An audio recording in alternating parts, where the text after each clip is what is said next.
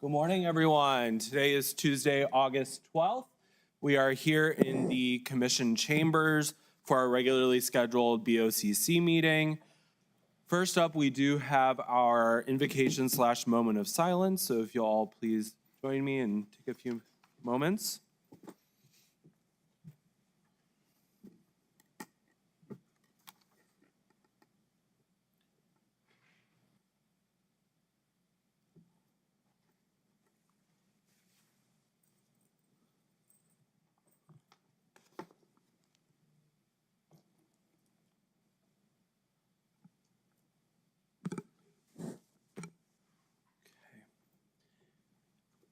Okay, and we do have some very special guests here with us this morning from White Sands Missile Range, and I'm going to go ahead and invite Sergeant Acevedo to come up and lead us in the Pledge of Allegiance. Please join me. I pledge allegiance to the flag of the United States of America and to the republic for which it stands, one nation, under God, indivisible, with liberty and justice for all. Thank you, sir. Next up, we do have a roll call of the commissioners present to determine quorum. Commissioner Gameros, Here. Commissioner Reynolds, Here. Commissioner Sanchez, Present. Vice Chair Chaparro, Present. Chair Shaljo Hernandez. Here, we do have quorum this morning. Mr. Andrews, County Manager Andrews, we are looking at any changes to the agenda. Good morning, sir. Good morning, everyone. No changes to the agenda today. Okay, I believe we're gonna try to get our friends from White Sands out of here sooner than later. So at this point in time, I'm gonna go ahead and welcome our Assistant County Manager, Mr. Macias, up to introduce some of our friends this morning. Chair and Commissioners, Jonathan Macias, Assistant County Manager, and I also support with Government Relations. So today we are welcoming some of our community stakeholders, in this case, our friends from White Sands Missile Range. And so allow me to introduce our current Colonel, Colonel Andrew R. Morgan, an Army astronaut and Space Operations Officer that assumed command of White Sands Missile Range back on June 24th of this year. Colonel Morgan most recently served as commander of the U.S. Army Kwajalein Atoll and U.S. Army Garrison Kwajalein Atoll in the Republic of the Marshall Islands from June 2023 to 2025 of the same of June. Before commanding in Atoll, Colonel Morgan served as the Army NASA Detachment Commander and Senior Army Astronaut at the U.S. Army Space and Missile Defense Command in the NASA Detachment at the Johnson Space Center in Houston, Texas. From July of 2019 to April 2020, he was a flight engineer and U.S. segment lead, for Expedition 61 aboard the International Space Station during Expeditions 60, 61, and 62. During his 9-month mission, he performed several spacewalks, conducted robotic operations, and completed hundreds of scientific and maintenance activities. In his 10 years at NASA, his assignments included roles at T-38N, air crew member, space subject matter expert, operations officer, astronaut selections board member, mission support branch chief, and astronaut liaison to the Mission Control Center team for Expeditions 67 and 68. Prior to being selected as a NASA astronaut in 2013, Colonel Morgan was a board-certified emergency medicine physician with a subspecialty training in primary care sports medicine. He is a rated master flight surgeon and qualified special operations diving medicine officer.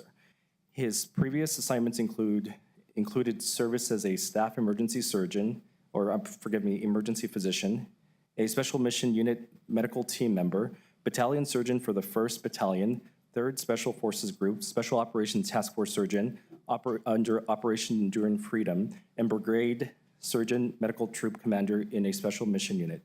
He deployed to Iraq, Afghanistan, and Africa in support of combat operations and exercises. Colonel Morgan has been married to his wife, Stacy, for 25 years, and they have 4 children. Daniel, who is entering senior year at West Point, following his father's footsteps. Amelia, entering her sophomore year at the University of Pennsylvania. And Sophia and Gabriela, who are entering their junior and freshman years of high school. So I'd like to invite Colonel Morgan to come on up, and I'd be remiss if I didn't say Go Army, beat Navy.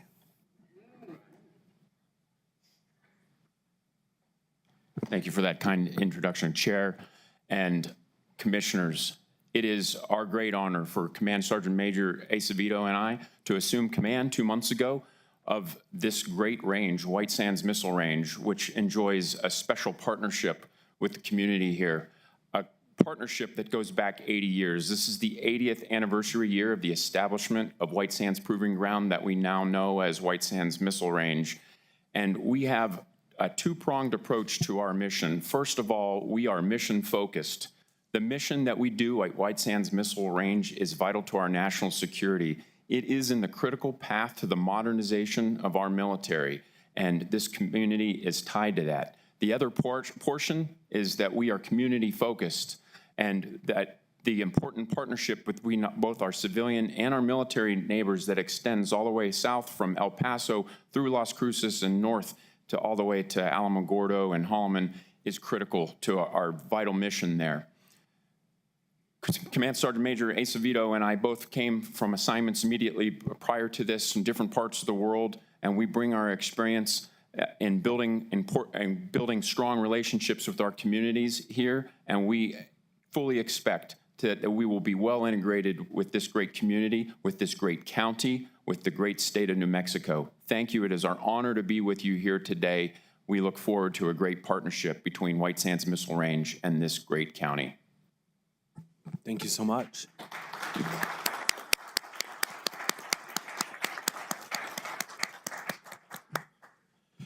We look forward to the continued partnerships. Thanks for coming over the mountain and hanging out with us this morning and grabbing some coffee with us. Commissioners, anything else? Mr. Chairman? Yes. I'm excited to see you take command of the base, only because I think in particularly the fact of your history as an astronaut, and I think the history of White Sands in our country's space race and all the advancements that were done here locally that contributed to that. So I think having that as an appreciation, I'm excited that you're here in the community, and I'm really excited for the partnership. And I apologize that I couldn't meet the meet and greet this morning, but thank you so much for coming and joining us. Yeah, oh, absolutely. Thank you, Commissioner, and thank you for highlighting that, because I would be remiss if I didn't at least mention that we are rebranding what we call ourselves and how we project ourselves to the community as America's Range, and that we are first to test, because our country's capability, both in developing rockets and missiles and space and the ushering in of the nuclear age, all began at White Sands Missile Range. And we're carrying that forward, and we are going to double down on that by remembering and calling ourselves America's Range, because we truly are a national asset. Thank you so much. Mr. Chair? Yes. Yes.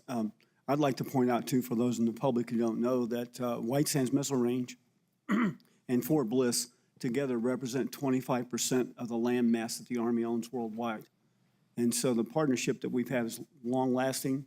There are roughly 6,000 people who live in Las Cruces that work at White Sands, and it's responsible for approximately $90 million of revenue to this county every year as well with our partnership. And I look forward to growing that partnership and working closer together. So thank you. Thank you, Commissioner. Thank you. Thank you again, everyone. Yes. Up here or down there? Don't give me decisions. Okay, let's get them up here then. Do you guys mind, Joe, coming up and take a picture with us? Command Sergeant Major, sir? Okay. I need to get my steps in today, so this works. How many times are we going to do this?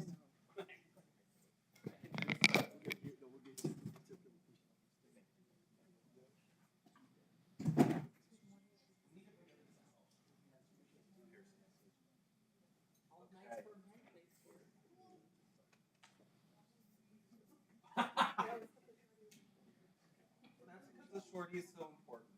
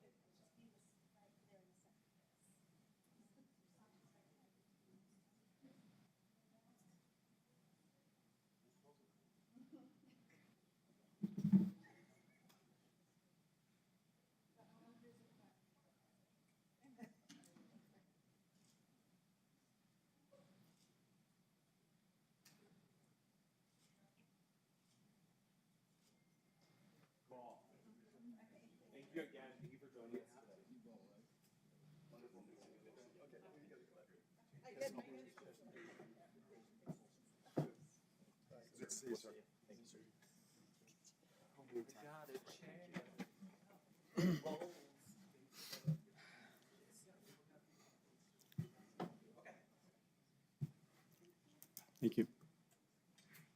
Thanks, man. Okay.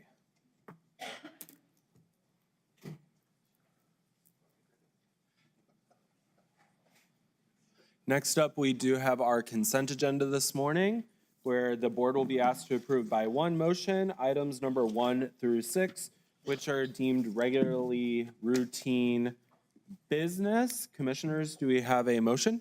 So moved. Second. Okay, we have a motion by Commissioner Sanchez and a second by Commissioner Gameros. Commissioners, any comments, questions, concerns?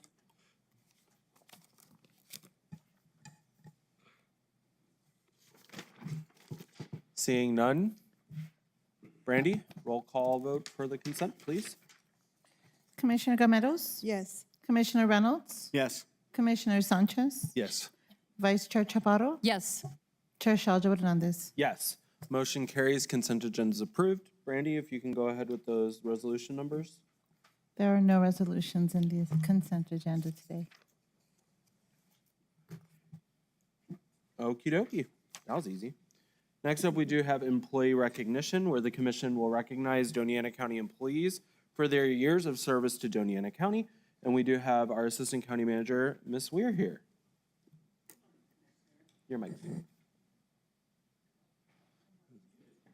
You're muted. William, can we unmute ACM Weir's mic? Actually, don't unmute her. Okay, we'll give that a try. Thank you. Good morning, Mr. Chair, Commissioners. We have 3 service award recognitions and 1 retirement today. The first recognition is for Mr. Lucio Luttrell, who is the Director of Performance and Budget, who has been with the Finance Department for 10 years. Sergeant John Howell has been with the Detention Center for 20 years. And Sergeant Danny Flores has also been with the Detention Center for 30 years. And last but not least, I have Mr. Anastasio Alvarado, who is celebrating 10 years of service with Doña County and also his retirement. Mr. Alvarado has been a valued member of the Doña County Road Department since May 18, 2015. He served in the vital role of laborer. Anastasio has contributed to the backbone of county operations, supporting public works and infrastructure with dedication, humility, and consistency. Throughout his decade of service, Anastasio demonstrated a strong work ethic, reliability, and a steadfast commitment to the community. His contributions helped ensure the safety and upkeep of county roads and facilities, an essential service that supports both residents and county operations daily. As Anastasio retires in August 2025, he leaves behind not only a legacy of hard work, but also the respect and appreciation of his colleagues and supervisors. His presence on the team will be deeply missed, but his impact will be felt for years to come. Congratulations, Anastasio, on your retirement, and thank you for 10 remarkable years of service to Doña County.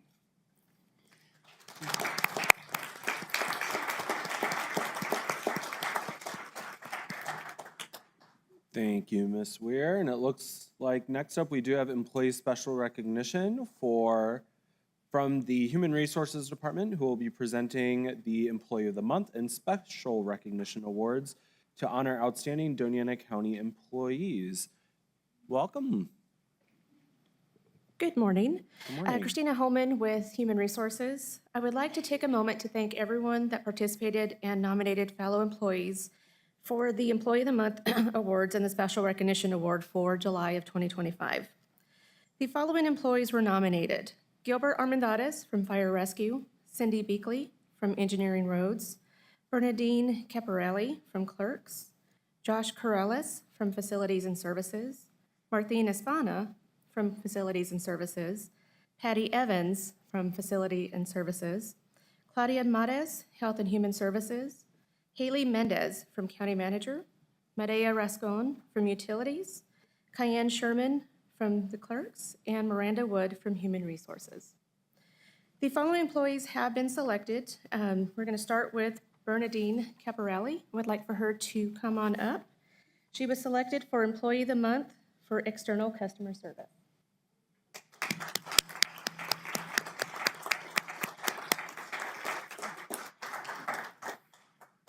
Among some of the comments that led Bernadine to be selected is that she is always friendly and goes above and beyond to help the customers that come into the clerk's office. She also provides exceptional customer service and is an exceptional worker. Bernadine is a great asset to the clerk's office and also to Doña County. Congratulations.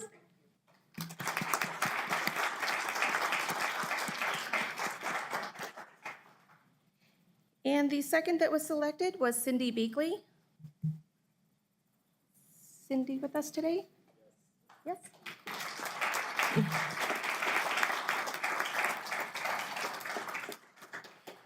Cindy Beakley was selected for Employee of the Month for Internal Customer Service.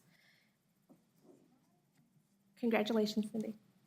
Among some of the comments that led Cindy to be selected is that she has stepped up in the engineering office to provide additional support in their time of need.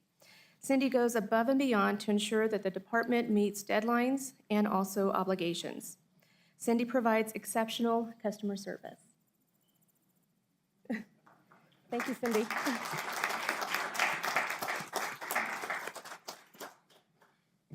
And also for our employee special recognition was Maria Rascon from Utilities. She is not able to be with us today. Among some of the comments that led Maria to be selected is that she also goes above and beyond to ensure the safety of the employees for her department and also residents. Maria has worked long hours into the night and morning during field emergencies. She also shows exceptional leadership in the office and also when she's out in the field. Again, thank you to everyone that participated. Employees may access the electronic nomination form through ELSO, the company intranet, or the county's intranet, and nominations are currently being accepted for August. Thank you.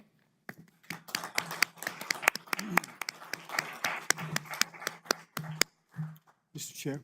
Yes. Yeah, I'd like to make a comment about this, if you don't mind. First thing, I think everyone who understands remembers what I've said about the employees here. I believe that the staff that we have at the county is just phenomenal. And to be recognized by the board is pretty good, but to be recognized by your peers says something.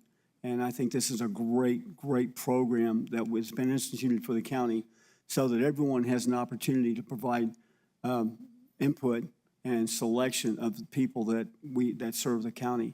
And everyone that's nominated, I'm grateful that they're nominated because that says something about them. But the ones that win, it's even greater. I wish we could nominate everybody and have everybody win an award, but this selection process is still a very good thing. And I encourage all the employees to go on our website and nominate somebody for recognition in the county every month. So thank you very much. Okie dokie. Next up, we do have two proclamations this morning. The first one is to proclaim the month of August as Civic Health Month. And it looks like we have ACM Lopez for these processes. Good morning, Mr. Chair and Commissioners. The proclamation reads, whereas civic health describes the capacity of a community to address issues that impact the well-being of community members through voter registration, active participation in local, state, and federal elections, and other forms of civic engagement. And whereas health outcomes may be determined by non-medical factors, including access to food, transportation, affordable housing, community engagement, and whereas voting and civic engagement can lead to greater social cohesion, a sense of belonging, and improved community conditions. Hundreds of healthcare, public health, and civic engagement organizations across the United States unite to celebrate Civic Health Month each August. And whereas our communities are healthier when we all have a voice in the issues that matter to us, celebrating Civic Health Month inspires us to promote voter registration, voter participation, and other forms of civic engagement, not only today, but all year long. And whereas, given that civic health strengthens democracy and improves community health outcomes, we are proud to stand with the many people and organizations locally and across the country that promote civic health. Now therefore, County Manager Scott Andrews has proclaimed the month of August as Civic Health Month, signed this date, August 2025. Awesome, Mr. thank Chairman? you. Yes. I don't know, I wanted, and I'm actually, that's a perfect introduction. I'm so used to doing the introduction and the proclamation, but this is perfect because Civic Health Month encourages all of us to get involved, whether through voting, volunteering, taking part in other forms of public work. And we know that our communities flourish when every individual has a voice in the decisions that impact their lives. And we believe in this so much that the very center of our vital conditions, which is the basis of our strategic plan, is the belonging and civic muscle. This is, if you're not already aware of the strategic plan and what we're working on, I invite you to go to our website. We're starting to really implement this, but really at the beginning of it, at the center of it, you'll see that belonging and civic muscle is that piece of it, and how we want people to be involved in their local government, whether they speak English or Spanish, whether they live here in Las Cruces or any part of the county. It's important that they get involved. Civic engagement, participation, ensuring that everyone has a voice is absolutely foundational for advancing our overall goals, from public safety to economic development. With this proclamation, we acknowledge the important role of the New Mexico Public Health Association and the role they play in fostering this civic engagement and working to ensure that public health policies and systems support all New Mexicans in achieving better health outcomes. We also recognize the Doña County Clerk's Office for its ongoing efforts to promote civic engagement, particularly in facilitating voter registration and ensuring a smooth electoral process. Their dedication helps empower our community to participate fully in the democratic process. Now today, joining us today to accept the proclamation is Holly Mata and some more of the local members from the New Mexico Public Health Association, and I'd like to invite them up along with Caleb Blanchard if you'd like to come up and say a few words.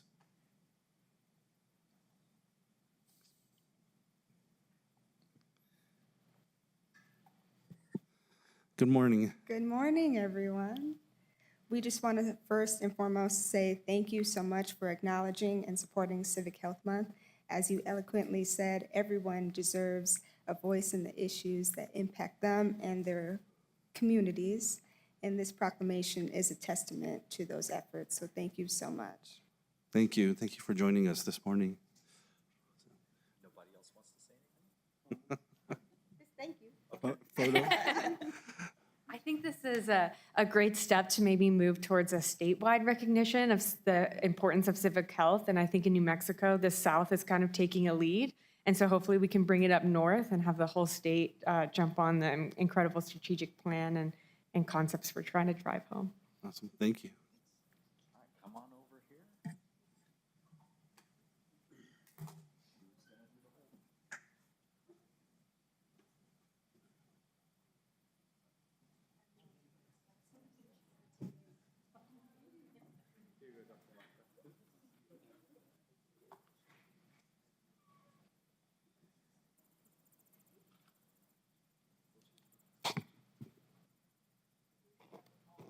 If you wouldn't mind tilting that, just perfect, because the light shines on the glass.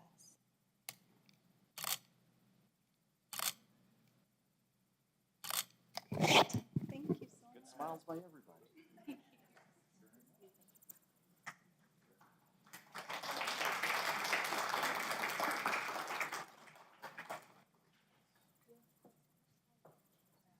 Okay, next up we have item number 8, which is the Hatch Chili Festival proclamation. And this is a big one for all of us who recognize the state question. Yes. Do all of the commissioners want to chime in on recognizing Hatch Chili Festival? Mr. Lopez, that's a personal choice. We shouldn't have to. That can get us in trouble in certain rooms. I mean, I have the, do you want me to start, or how do you want to do this? Go ahead. He's avoiding And the question, who is too. here to receive? Who do we have here to receive from Hatch? We have Miss Lisa Franzoy and Bernadette Acosta. And I don't know if Mayor Torres was able to join us at all. I didn't see him, but I do not see. Yeah. But we still have some amazing representation from Hatch and our Hatch Valley with Lisa and Bernadette. And we have some products from our valley. Nice. So do I leave them on the table? Yeah, if we don't. Okay. We'll see how long So- they last. So, So, yep. do you want me to, I know we're kind of doing this Go as ad hoc here, so I have a few words, but if you want to start first, however you want to do it, so, but are you okay with me going? Go ahead. All right. So from crop to dinner table, Hatch chili is one of the homegrown products of Doña County, and we are especially proud to showcase and support the Hatch Chili Festival. I know this is like one of the best times of the year. We all know it from here, but you know, when you start smelling the roasting of the chili outside of the stores and all around, it really is the best time of the year. This Hatch Chili Festival is an annual celebration showcasing our beloved local chili in a variety of dishes and recipes, founded in the early 1970s to honor the annual Hatch Chili Harvest. The festival promotes the world-famous Hatch chili, and this will take place on Labor Day weekend. The celebration is a window into our community and an opportunity to enjoy all diverse cultures and the fresh chili, whether that's in a salad or in your rellenos. In taste, variety, volume, heat, there's no place like Hatch or the Hatch Valley. So join us at the Hatch Chili Festival, starting 9 a.m. on August 30th and 31st.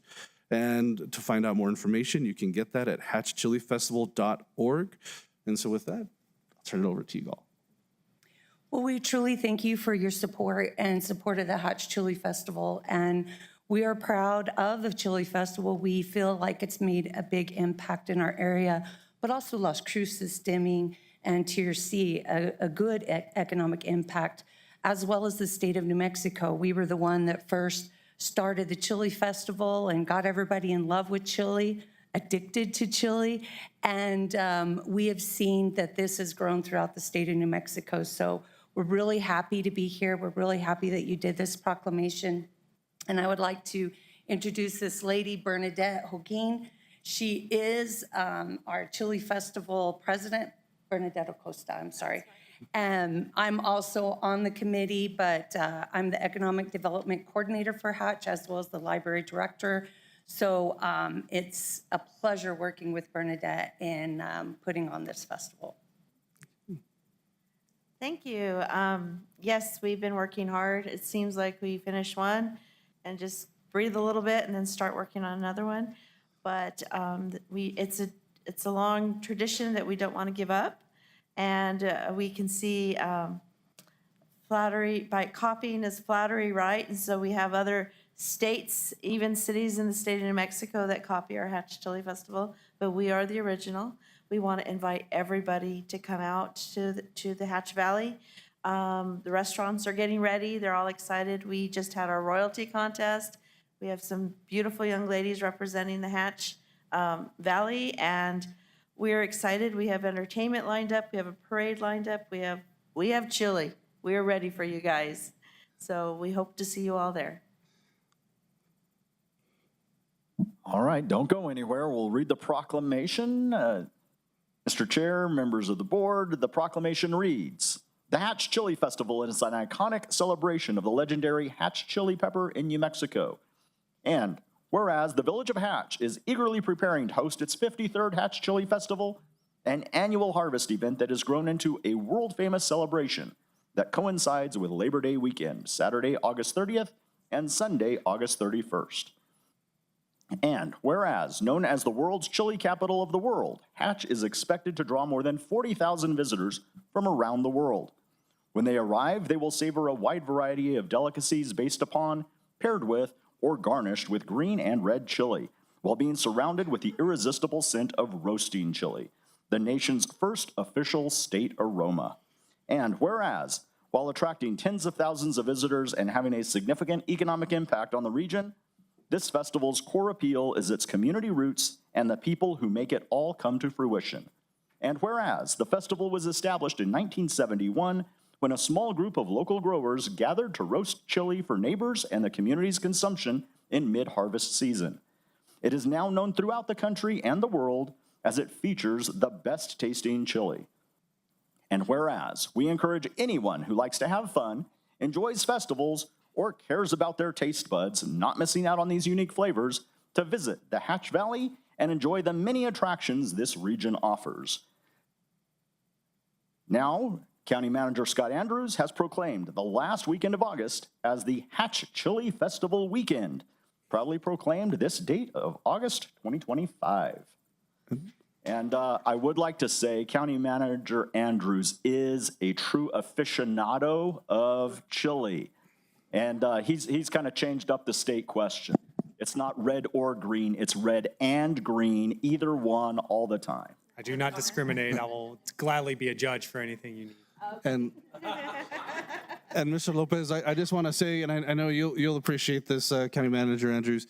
So, I mean, this is truly worldwide across the nation. I mean, this is, you know, when people want bona fide chili, they don't just say green chili, they say Hatch green chili.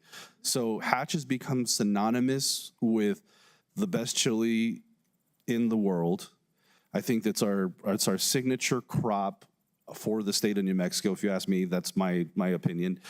But when we were I was in Georgia a couple of years ago, there were businesses there, it was around August, September, that they were doing Hatch chili, their own chili festivals where they were offering all kinds of their cuisines, whether it was barbecue or even cheeses and things. They were flying in chili and mixing it in with theirs, so that way they can use it for their sales. But it blows my mind because I know I've seen posts of all the way up in New York City to anywhere else. This is truly, like I said, Hatch is synonymous with this, so I'm excited. Every year, I know we do this, but every year it's really the exciting, to me, one of our signature events we have in Doña County. So Lisa, Bernadette, thank you so much for coming and joining us today. Come on up on top.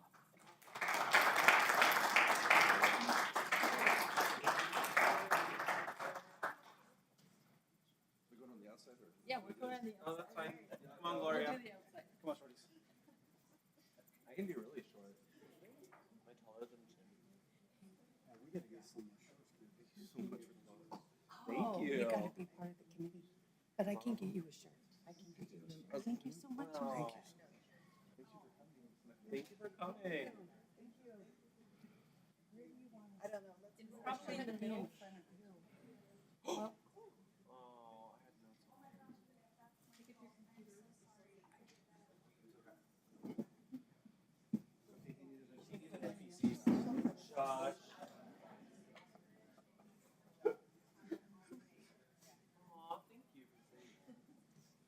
Did you do it to him? Okay, let's take a photo. Oh, okay. No. Phones? Waterproof. Okay. Oh, yeah. Scott wants to be a judge. Hey, what's up?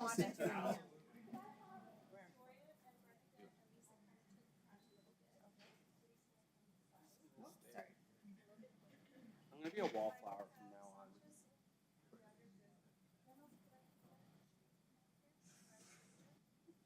Yeah,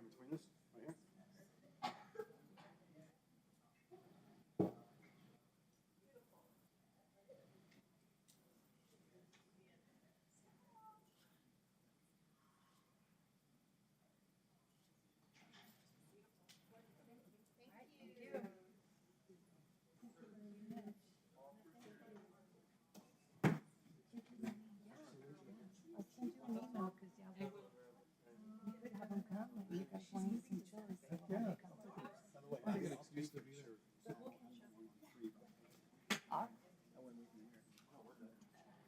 But and I know it's already been a few years since we've changed over to the current setup, but I love the way that it's all through town and the way they have all the different areas. That was my idea. It does, and everybody's making money and everybody's happy. You know, it's now a Come on, ride the train. where the whole town gets involved. Yep. So, and that's the way it should be. That's the way it should be. So I love, like, it was cool. Like we went. I didn't make it last year, but the year before when we went, and it was really cool just to have all the concerts. And all All talking. Cause we like each other. What size do you wear? Large? We'll get you guys some t-shirts. Just shoot me an email with the baby sizes and we'll get them to you. We have hats. Next on the agenda, we do have our public comment section. Any members of the public that would like to give public comment, if they'll please join us at the front. We have a sign-in book to your left-hand side, the white binder. If you will please sign your name and also state your name when you're addressing the commission. We'll put 3 minutes up on the screen and you can talk. Good morning. My name is Enrique Moreno, and I've come here a couple of times to basically complain. I've got a list of things that have been occurring in my neighborhood, and I do want to say that things have gotten a little bit better in the neighborhood. I don't know which person or persons intervened here, but I'm very grateful. It looks like they got the whole neighborhood to act, and the people that were responsible for all that I've gone through, they just lean back and say, ah. So I did listed all the items, and I try to make them as clear and short as possible. I know I'm missing some items here, but that's about it. I won't take any more of your time. Thank you for the ones that have helped. I can't thank you enough. Go Navy, beat Army. Okay, thank you, sir. Go Air Force, beat both of them. Oh, dang. There's a lot of hostility here today. Good morning, Mr. Chairman, Mr. County Manager, and all the members of the County Board of Commissioners. My name is Steve Chavita, and I am the director of El Caldito Soup Kitchen, but I'm here today to speak to you on a personal matter. I live in off of Las Alturas, off of Telbrook and Remington, and today I would like for our county manager and our codes enforcement people and our commissioner to turn their attention towards something that has been bothersome in our neighborhood for quite a few years. I've lived in that neighborhood off of Remington, and I live on Redmond Road for the last 30 years. And in that time that I've lived there, there's been an A-frame home on Telbrook near Las Alturas Boulevard that has been largely abandoned for that whole time. In the last few years, it actually burned and now is in, partial, horrible condition, but still uninhabitable. But I'd love to see if there's some way that you all could make a note of that. It's certainly is an eyesore on one hand. It's a danger to the neighborhood and certainly doesn't look very good as you're driving into the neighborhood. My son is now an Air Force officer, and when they were little kids, that house was referred to as the haunted house there on the street. So it's been in crazy disrepair for a long time, but now it's gotten worse. Respectfully, I would just like for you to make a note of that, find out what can be done. I understand that the homeowner is out of the country at the time that the house burned, and what seemingly is there's no recourse as far as getting it done, although certainly a danger to the neighborhood and a condemnation would not be out of the ballpark if it's legally feasible. But certainly it doesn't look very good, and as a concerned neighbor, I would love to see some attention brought to that. It is not sure why it happened to catch fire. There's a lot of speculation, as you know, when you have abandoned buildings like that, things can happen. But certainly your help and your guidance in doing something towards ridding the neighborhood of that blight, I think would be great. It's a great neighborhood. 99.9% of it all is fantastic. Certainly, we've got great leadership, we've got great county management, and great representation, and I know we can get something done. I would appreciate your time and consideration on this moving forward, and my number is on the list. If you have any questions, comments, issues, or concerns, I'm always available. Mr. Chairman, Commissioners, thank you for your time. Thank you.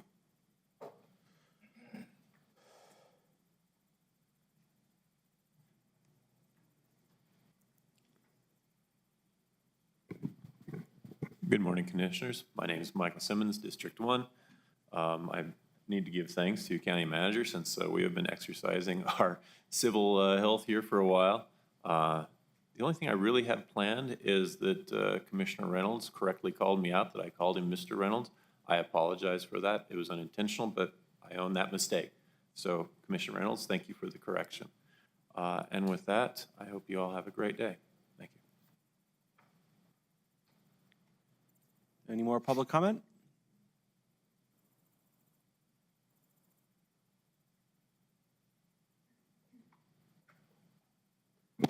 Good morning. I'm Jim Hurst. I see our county clerk is not here. I wanted to address my remarks to her, but before I say that, I want to say thank you for your vote last meeting, and you made the proper stance for separation of church and state, and this citizen greatly appreciates that. Thank you very much. I want to call your attention to my cell phone. Yeah, right here is the absentee ballot application. When it's working, a citizen can register to vote permanent absentee. That means vote by mail in every election. The next election is less than 90 days away. This portal is not functional yet. That means voters cannot use this facility to register to vote by mail. If you use this portal, you don't need a stamp, you don't need a pen, you don't need anything. You go in, it verifies your registration, and you can vote by mail. Voting by mail will likely determine the outcome of this next election. It's a school board election, we're lucky to get 10%. So voting by mail will be decisive. The sooner candidates for local offices can organize around getting people to register to vote by mail, the more turnout there will be. For some reason, the Secretary of State has not gotten this activated. The county clerk has a more direct line to the Secretary of State than I do. But it's in this entire county's interest to get the voter turnout up for these elections. And that means everybody here has an obligation to put pressure on the Secretary of State to get this damn portal open now. Not a week from now, not 30 days from the election, now. Thank you very much. Any other public comment this morning? Please, guys, form a line so that way we can be a little expedient. I appreciate the hustle, Mark. You're welcome. Thank you. Good morning, Commissioners. Good morning. So I'm reading from the very last part of Matthew 5:25 or 5:45. It says, "He sends the rain on the just and the unjust alike." For a long time, I thought that meant that the blessing of the unjust or the blessing of the just also went to the unjust. But 3 weeks ago, I found out that there's a curse involved with that. So our God is an awesome God. 8 hours after vote was sent to get rid of prayer in these chambers, 5 inches of rain was dumped almost exactly at the crossroads, and it probably was exactly at the crossroads of Districts 1, 2, and 3, affecting 600 families, closing 2 state roads, one in District 2 and one in District 3. The next day, Radium Springs, had power failure and flooding. Commissioner Chavarro, well done.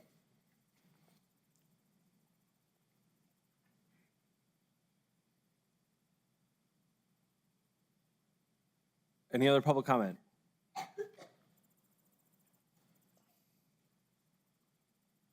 Okay. Next up, we do have commission input. With that, do we have Janine Diviak here? If you want to come on up really quick for me. So last week, we did lose a retired member of staff here at the county. And Janine, I know you've worked with him for a very, very, very long time. And that was Luis Chavez Marmolejo, who worked in community development for very many years. And we asked Janine to come up just to say a couple words about your time with him. I know it would mean a lot to the family as well. Yeah, well, we go way back to the mid-'80s, but a brief bio. He was born and raised in Stallman Farms. Right out of high school, he joined the United States Navy. He served 4 years. When he completed that tour, he came back and got his education at NMSU, where we met. I was his teaching assistant, and he got his degree eventually in city and regional planning. And we hired him in June of 2000 as a planning assistant, and he progressed to planner and senior planner, eventually retiring December of 2021. His major accomplishments here at Doña County was he was very active in helping and securing funding for the Colonias Initiative. He was and then he actively engaged the public in map zoning historic communities in the county, most particularly La Union, Vado del Cerro, and Santa Teresa. He was also heavily involved with the adoption of the Unified Development Code as well. So he is survived by his daughter, Sonia Clark, and her husband, Patrick. He also has a son, Pedro Luis Marmolejo, and his wife, Alexis. He has a brother, Cesar, and his wife, Michelle, and his sisters are Hilda and Gloria. And he also leaves behind 7 grandchildren. And then visitation for Luis will be Monday, August 18th at Baca's Funeral Home at 10 a.m. And military honors will be accorded with the United States Navy Honor Guard and the Marine Corps League, the El Perro Diablo Detachment. And it was a pleasure working with Luis. He had a really good sense of humor. We got along well, and he actively contributed to improving Doña County. Thank you so much. I appreciate those kind words, and I know that the family would as well. Yes. Thank you. Thank you. Commissioners, any other commission comment this morning? Mr. Chairman, I did have just one thing, but for commission input. I just wanted to let everybody know that in continuing with the community meetings that we're working on, we'll be having an open house style, well, it's kind of similar to what we did this past weekend, but we'll be up in Hatch this coming weekend.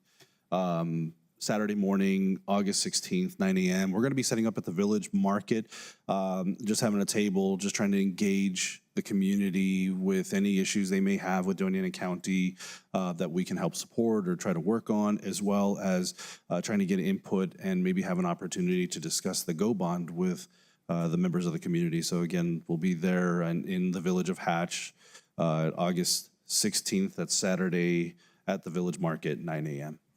Thank you, Mr. Chairman. Thank you, Commissioner Sanchez. Any other members of the commission? Mr. Chair. Yeah, Thank Commissioner you. Sanchez, or Vice Chair Chapato. Thank you.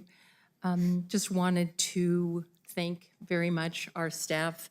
I had 2 community meetings last week, and commissioners, I had constituents from each one of your districts attend 1 or 2 of my meetings, and there was a lot of input, so I'm very grateful for that, but I'm very grateful, first of all, to Susie Cordero, because she put everything together for those 2 meetings, and Susie, you did a fabulous job.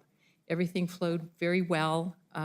I was able to get the information that I needed, the sign-in sheets to call people back. I've had so many calls, it's incredible.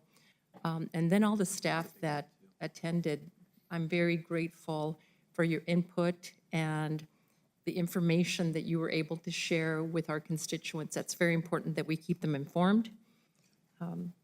I thought it was successful. The second one, as our county manager knows, got a little heated at times, but it was a great discussion, and people were able to participate. Thank you, Mr. Chair. Thank you. Mr. Chair. Commissioner Reynolds. She pointed at you, so you're up, sir. Sorry. Oh, no, I was just gonna mention that we had a couple of meetings in Chaparral last week.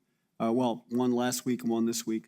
Mr. Colquitt has a luncheon that he sponsors about every other month in Chaparral, where people from the county and people from Otero County, since both are represented in Chaparral, get a chance to sit down, have some lunch, and then we have a few minutes, actually about a half an hour, that we all talk about things that are going on in each one of our districts, or the Otero County or Doña County. As part of that, of course, some of the discussion came up about, the bonds, and but we're going to have a bond meeting out there in September the 8th, and we'll talk about that later, but that's the scheduled meeting for that. That was actually last night. I was also in Chaparral for the normal monthly second Monday meeting, and there was some conversations about a bunch of things there, but a couple of those were the bonds, but also about them becoming either an incorporated city or a county. So we're talking about that. It's a very complicated process, but I'm just saying that we have these meetings once a month in Chaparral, and last night was the night we had them, but we're going to schedule the meeting for the bond discussion next month. And anyway, that's just to bring you up to date to those meetings. And thank you very much. Thank you. Commissioner Gameros. Yes, thank you. So I had scheduled 4 meetings to discuss the GO bond as well. And this Friday, I do have my last meeting. It's going to be at 6 p.m. at the Gadsden High School cafeteria. And the last 3 meetings I've had, it's been a pretty good turnout. I've had like over 40 people at these meetings.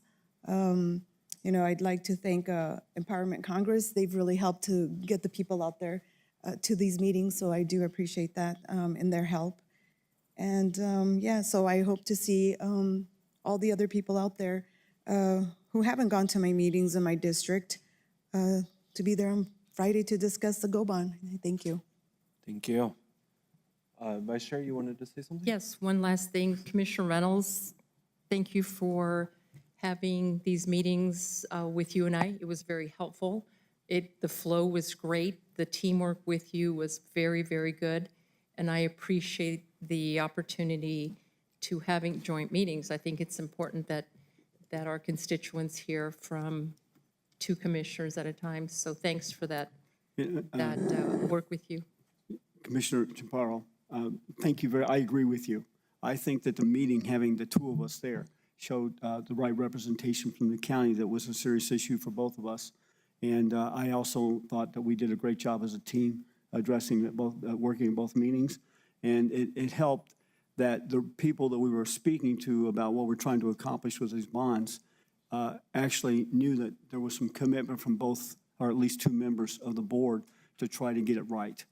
And I think that both of us, in our conversation with the people in the community, impressed upon them that our goal here is to do the right thing with this money.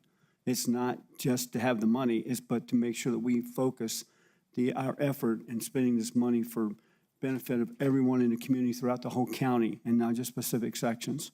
And we're going to talk more about this later. But Commissioner Chaparro, I feel the same about you and your efforts and our cooperation. So thank you. Mr. Chair. Yes, Vice Chair. Sorry. No, not Vice Chair. Oh, yes, Commissioner Gameros. I'm going to give everyone new titles today. You're Vice Chair, you're Vice Chair, you can be Chair, you can be Governor if you want. I mean, we'll do it all today.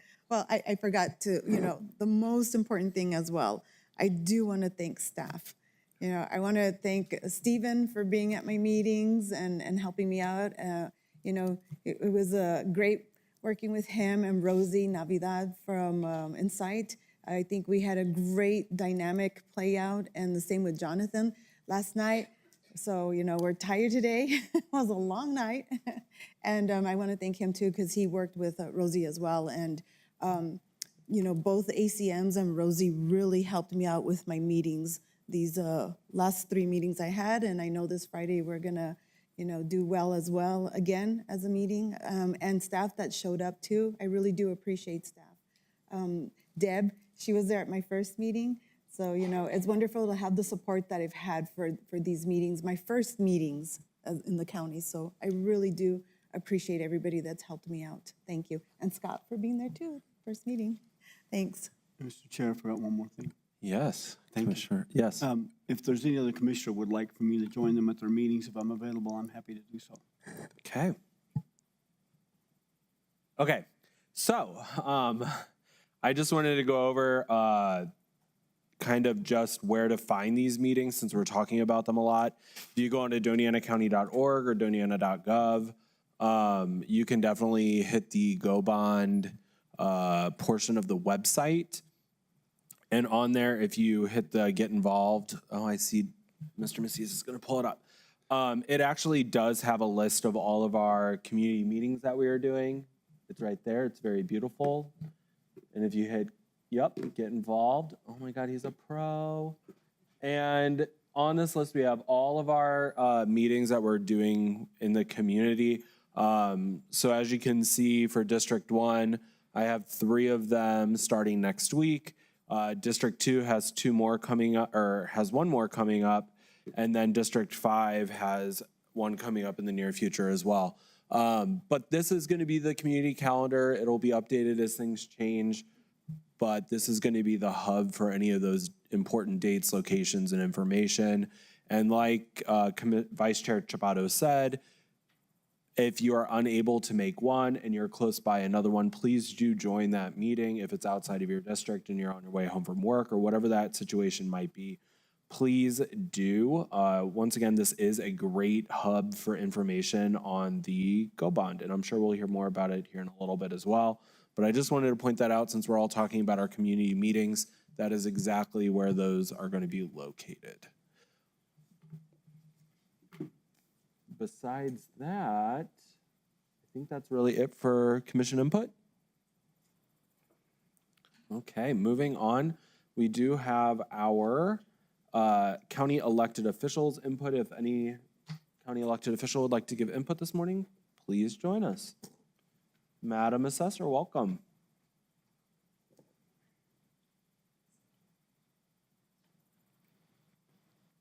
Good morning, Chair Shalja Hernandez, Vice Chair Chaparro, Commissioners Reynolds, Sanchez, and Gameros, Gina, Eugenia Montoya Ortega, Assessor here at Doña County. As we'd like to come and share what is happening in our office. Currently, we actually have formal protest hearings that will be held all next week, August the 18th through the 22nd.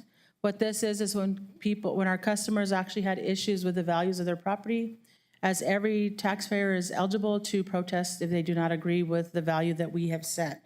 We originally had 1,297 logged protests. For the hearings that we are going to have next year, next week, we actually have 75 unsolved protests. Originally, we had 140 of them. We are now down to 75, and there's a possibility still that some of the customers can reach out and decide they don't want to go to the formal protest hearing. What this does is our appraisers actually work very hard to work with the customers in an attempt to resolve the protest. They verify the account values, they inspect the properties, they talk to the customers, explain the value is for tax purposes. We issue discovery requests as required per New Mexico regulations. The second set of protest hearings will be on October 6th through the 10th. These are actually going to be held in the conference room 111. And that's pretty much what it is. The majority of the protests that we have for next week will include primary residence. We do have a few personal property and a few mobile homes. The primary ones that we will have in October will be mostly commercial property and vacant land. So once again, as we come to every meeting and say, if any customers have any questions, we really appreciate it. They would reach out to us. We are here to help. We are here to serve. And if they have any questions, please don't hesitate to reach out. As I've said before, a lot of times they don't agree with what we have to say, but we are here to try to help and make things better. Thank you. Thank you. Any other county elected officials? I know our Madam Clerk is at election school in Albuquerque with staff, so I know she's not here today. Okay, seeing none, we will move on to staff input. Thank you, sir. We have several folks coming up today. First off, come on down, Amanda Gomez. First time at the dais, first time caller.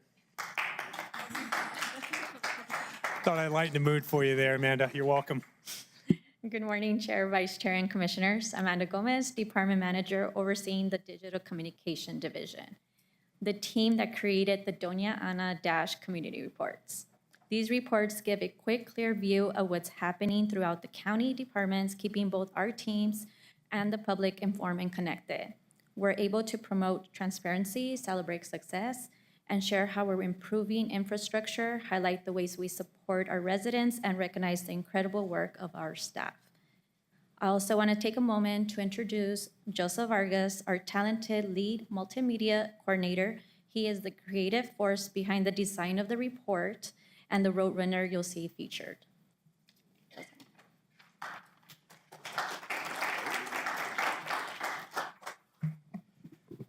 Hey, good morning, commissioners. Good morning, chair. My name is Joseph Vargas. Like I said, or Miss Amanda said, I'm the multimedia coordinator for the Digital Communications Division. And then today I want to introduce you guys to Dash. So Dash is our wonderful county manager asked me to kind of create a mascot for the county. So we came up with Dash. He's based off of a Roadrunner. And if we click onto the link, we could kind of get a full body shot of him. And then we got a wonderful button, so shout out to IT for creating that button on our main page. But this is the Doña Dash. This is a digital newsletter that we're using to kind of create some more outreach for public. So we've asked the directors to go ahead and give us their reports. I disseminate all this stuff. We break it down. We have 3 editions online today. But moving forward, it's going to be no longer the community report. It's going to be the Doña Dash. So we're going to go with that. And of course, that's our lovely mascot. But we're just doing some outreach. We're doing some digital stuff. This is all, we can put videos, photos. So the more stuff that we get, the more cooler it gets to be. So any questions, I'm here to help. Is it strange that the Roadrunner kind of looks like County Manager Andrews? Hey. That's how I leave every day, sir. Yeah. Like, I'm not lying. It kind of looks like him. Chair and Commission, we will post the high rendering image of this in case anybody would like to save it as a contact photo for any staff here at the county. Especially County Manager Andrews. No, I love it. No, this is so cool. Joseph, this is the first time you've talked in front of us too, and you've been working on your like communication skills and presentation skills for like a year and a half. So yeah, I'm excited that both of you are presenting today. But this is really exciting. I'm really excited to have them in there. And I know that I think it's Insight is also doing a podcast version of our community reports that they've been doing. So I know there's a lot of media going around about what we're doing and how this is going. So I'm really excited about that. So thank you, everyone. Yeah. We also have a sign-up sheet in the back in case any residents would like to sign up, and we could do a distribution list. That would be awesome. It would be if with that as well, if we can get the distribution list link on the Doña Dash page, that way residents can get updated when it gets launched as well. That would be fantastic. Cool. Mr. Chairman? Yes. So if they're already part of our distribution list, will they get these updates? Yeah, they should. We're working on importing and incorporating the whole blast. So once something's posted, we're working on, as soon as we hit that post button, that they'll get a notification. So we're still working with IT about that. Okay, because I know there are quite a few people that are already on the existing distribution list. So if it goes out to them, I mean, that's what I hear sometimes from community or within my community is, hey, I didn't see that come across on an email or any update. So I think there gives you at least a kind of a good starting point for anybody that's interested. And just so they know, if you go to the website, doña.gov, at the bottom, I think it's at the bottom, you'll see a thing that says sign up for our newsletter and county updates. and you can put in your email address, hit subscribe.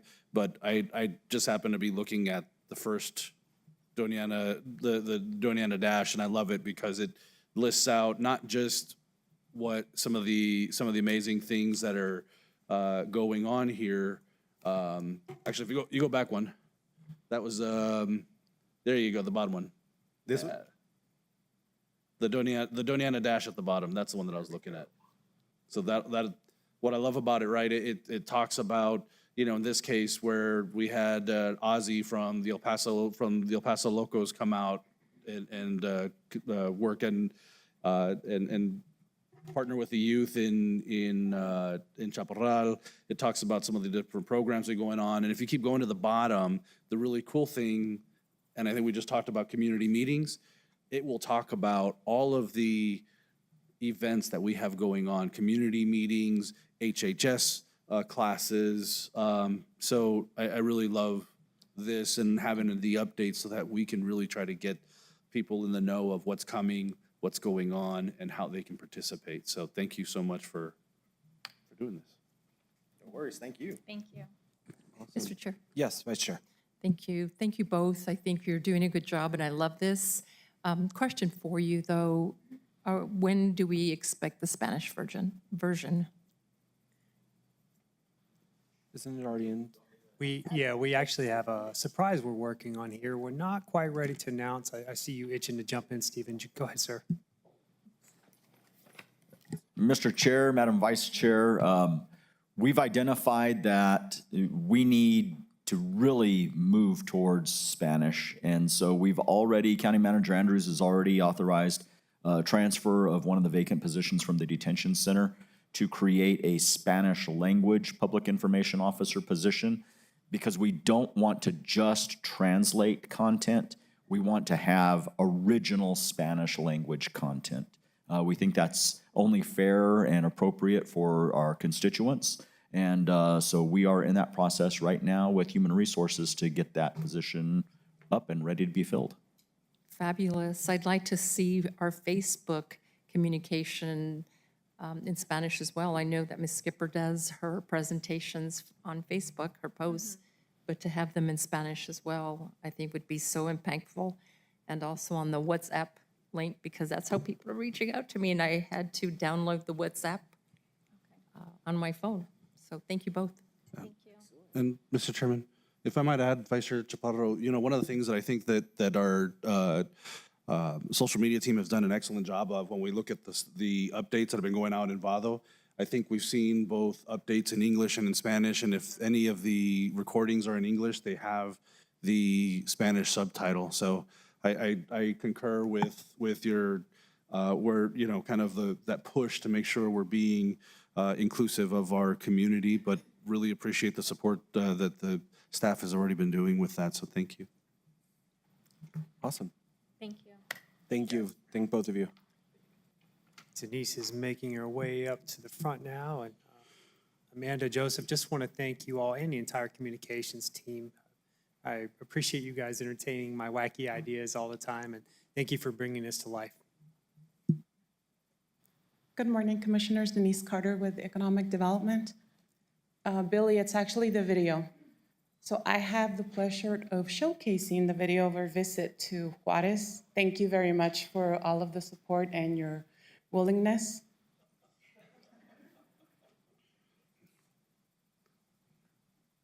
Go ahead, Billy.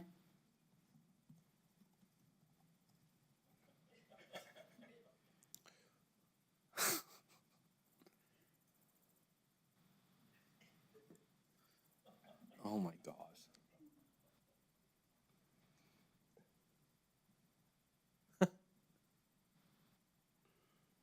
Meet with officials to talk about binational cooperation, particularly around commercial, border, businesses, and how we can work together to really ensure we're attracting most of our business. So I'm excited that we're getting this opportunity representing Doña County and Southern New Mexico as well. And I think it's a great day for us to do this because, we need to build this relationship because we both are dependent on how we work together in order to serve our communities. So going to Juarez, this is our inaugural trip to go down and make sure that we can work together and find many opportunities for us to do things that are going to benefit all of us. On behalf of the board and the team today, thank you so much for this opportunity.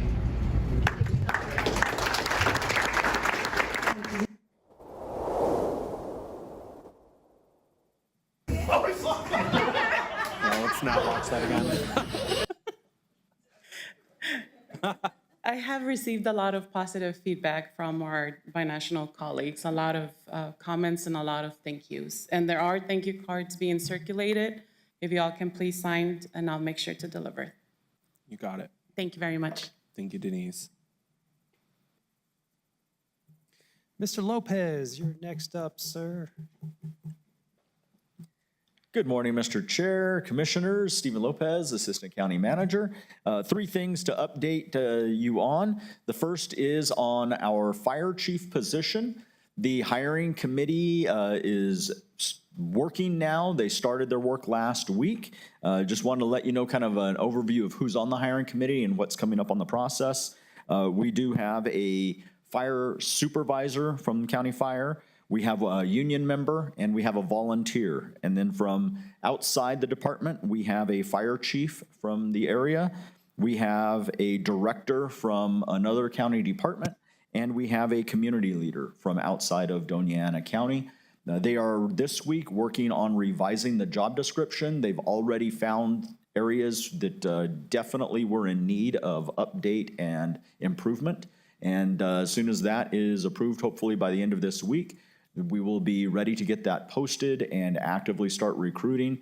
Interim Fire Chief Andrew Bowen has been actively engaged with a number of fire professionals in the area, asking them to help us recruit. And so far, we are getting very positive vibes that there's a lot of interest in the position.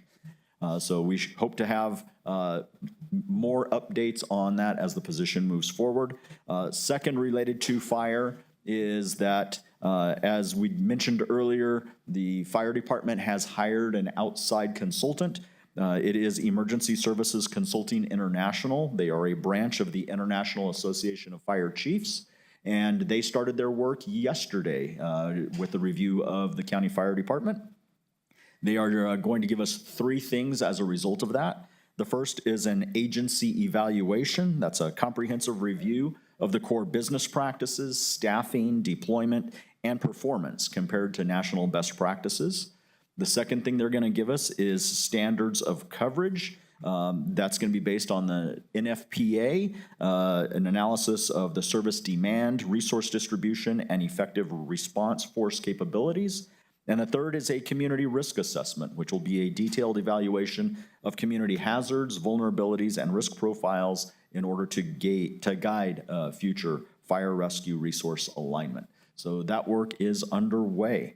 The third thing that I wanted to provide to you all is an idea of, now that we've had a number of the community meetings, where things are right now. So let me see if we can get that pulled up. Maybe if you can open the folder for us, or I'll get there. Okay.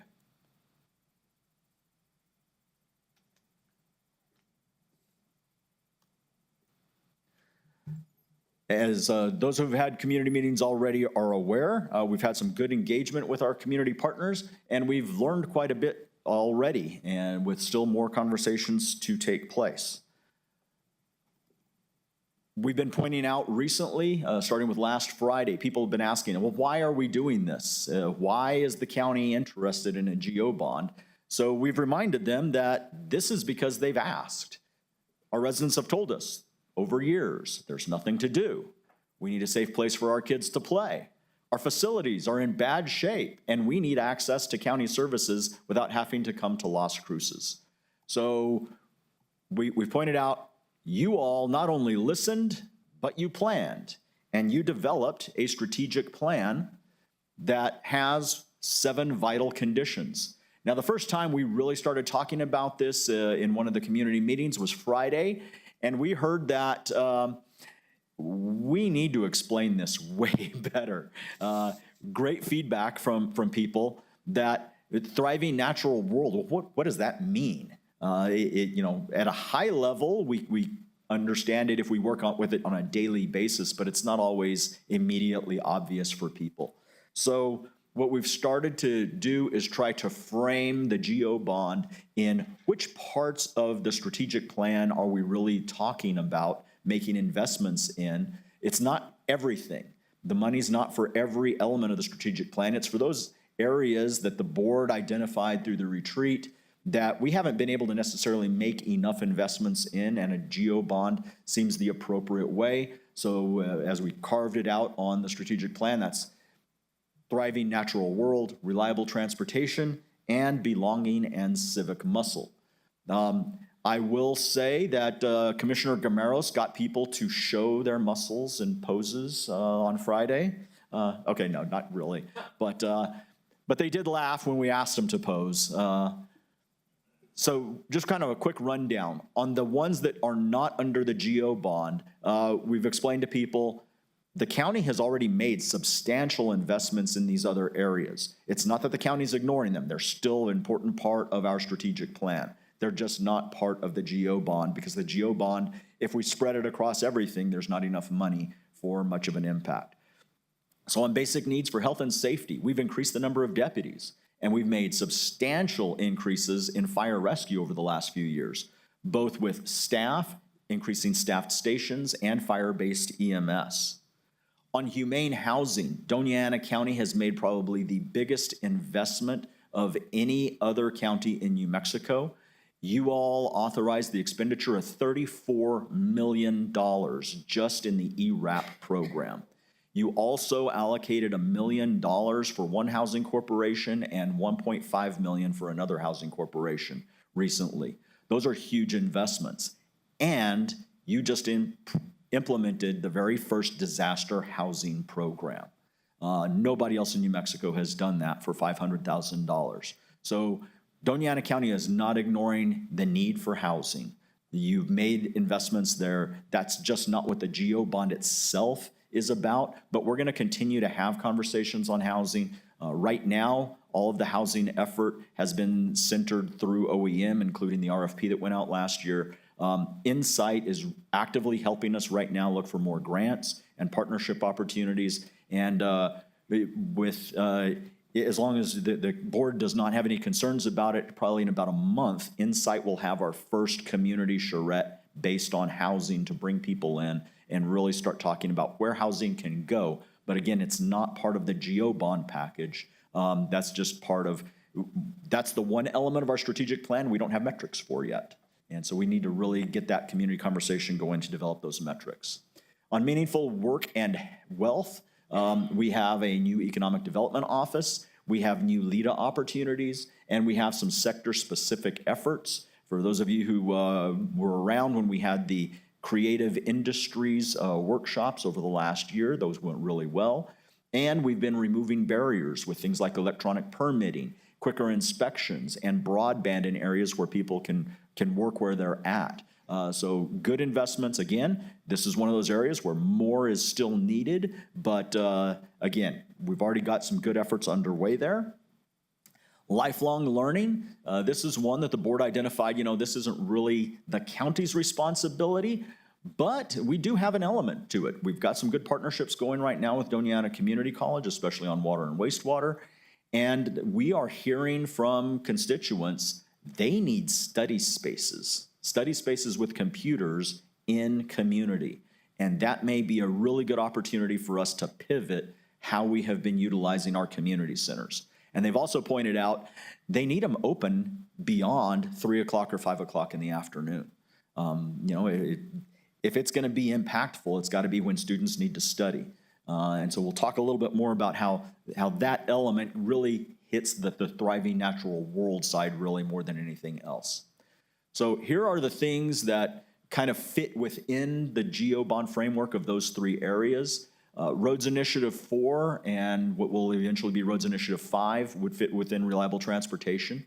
Improvements to the transit system. We are hearing people say, we need more than just a route that runs once a day through our community at one stop. We really need, especially during summertime for kids, and then more regularly for seniors, we need other transportation within the regions. And I was really impressed. People want trails, and they recognize that, that's probably one of the least expensive things to build, but it also gives them access to some of the great natural spaces that we already have within Doña County. And tied to that is multimodal transportation. On the community engagement, the belonging and civic muscle side, belonging and civic muscle sounds great, but people didn't understand what that meant. So we talked to them, well, it's about community engagement and you having a voice in things. And that got them really excited. And we pointed out that also includes things like arts and culture. We got good discussion going on that in several of the meetings as well. And then on that thriving in natural world, this is where we've really received a lot of great feedback. We have received in the online portal as of this morning 217 responses. The responses are not all in favor of the GO bond. That's okay. We want honest responses. But even those people who are not in favor of it have identified priorities that if it does pass, what are they looking for? Recreation is top. That is absolutely coming up both in the in-person sessions as well as online as number one. Now, people have asked, is there any way for people to spam the online system? Yes, there is, and yes, they have, and yes, we're catching it. Some people actually just copied and pasted the same comment over and over again. But taking those out, the first one keeping it, but taking the duplicates out, it's still coming across. Recreation is up there. Indoor recreation is high.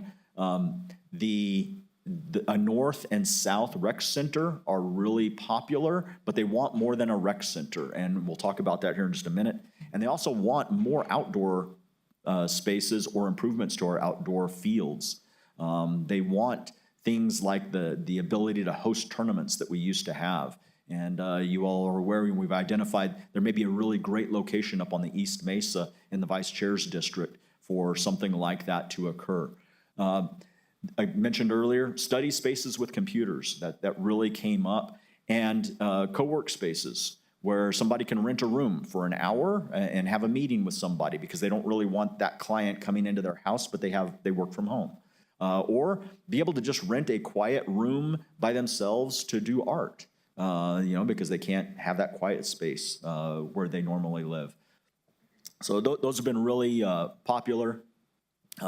They also want us to have not just space, but programs. And the programs are really for learning and for fun. And they want community services. While they recognize that we have lots of electronic services now available, they really want to see county staff in their areas, even if it's just once a week. So there it is in Spanish. We've got these now available to hand out. If you have constituents that would like a copy of either one in English or Spanish, let us know. And then this is what's leading. Swimming is definitely at the top, and that includes recreational swimming as well as therapy swimming and lap swimming. Splash pads are popular, but they don't just want outdoor splash pads. Indoor splash pads have also been high up there. Ball courts are very popular, basketball, volleyball, and pickleball. And they don't have to be indoor necessarily, but they are definitely pointing out in some of the survey results, shade would be really, really nice. And so Robert Herrera from Facilities just showed last week an update of the East Mesa where we've got 4 courts. That may be one of those areas where we put a covered structure over to provide some shade over those 4 courts that are in, just been rehabbed. And they really, this is a constant theme. People want access to restrooms. They want access to restrooms inside our buildings. They want access to restrooms at all of our fields. I know Commissioner Reynolds has been pushing it for 2 years. I know the vice chair has been pushing that in her district. Restroom access, not porta potties, real restrooms. And they pointed out they need to be clean, they need to be modern, and they need to be accessible. We already talked about that, indoor spaces with computers. Tied to that, below that, one of the things that came up was laundry facilities. Not everybody has access to laundry at home, and even a laundromat is not necessarily convenient because they've got kids with them. And if you're a kid, yeah, you can find things to do in a laundromat, but it's probably not productive. But it was mentioned that if you need to go do laundry and there's laundry facilities right there, and then your kids can go down the hall and actually do something, whether that's study, whether that's play in an arcade or whatever it might be, that really allows the family to be together, get things done together, and the parents not have to stress so much about, taking care of their kids and taking care of laundry. Game areas, so I touched on that. They want to be able to play games. And those of you who have been out to our community centers, you've seen we've got pool tables and ping pong tables. And the dead last items that people want in our community centers are pool tables and ping pong tables. They want to have a place where they can play cards with their friends, where they can play chess or checkers with their friends. And that was coming from multiple ages. Even an old-fashioned pinball machine is rating above pool tables and ping pong tables. Remote county offices, we mentioned. County Manager Andrews is already working on something right now for the southern part of the county, but we definitely need to look at that as we add facilities. Multi-purpose rooms of various sizes that people can check out, and again, that programming is really big. So wanted to provide that so that you know where we're at right now. You'll be talking about the bond questions themselves here in a little bit, but in the meantime, do you have any questions or comments or direction for the team? Mr. Chair. Yes, Commissioner. Thank you. I spent about a couple of months down in Nashville last year, or I think the year before, I can't remember. But one of the things that they had, which was really popular, was in each one of the libraries, which actually are somewhat community centers in that area, they had rooms available, small offices, a room for one person, two people, where you could actually just go in on a first-come, first-served basis and sit there and work all day long on the computer. So as a matter of fact, I attended a couple of the county commission meetings at one of the libraries there so that I could actually be remote and participate in the meetings. I think the ability for us to have small rooms for people just to be able to get access to the internet for business purposes and for free is a really good idea. And I think we should really focus on that, plus the other things you've talked about. Thank you. Awesome. Any other comments, questions? I enjoyed you tying everything back to the strategic plan. I love revisiting that every so often, so thank you, Mr. Lopez. Thank you all. Cool. Thank you, sir. Great job. Thank you, Stephen. We're wrapping up here. Sorry for the long-winded staff input. A lot going on these days. So next up, we have Luce, and then after that, Jamie.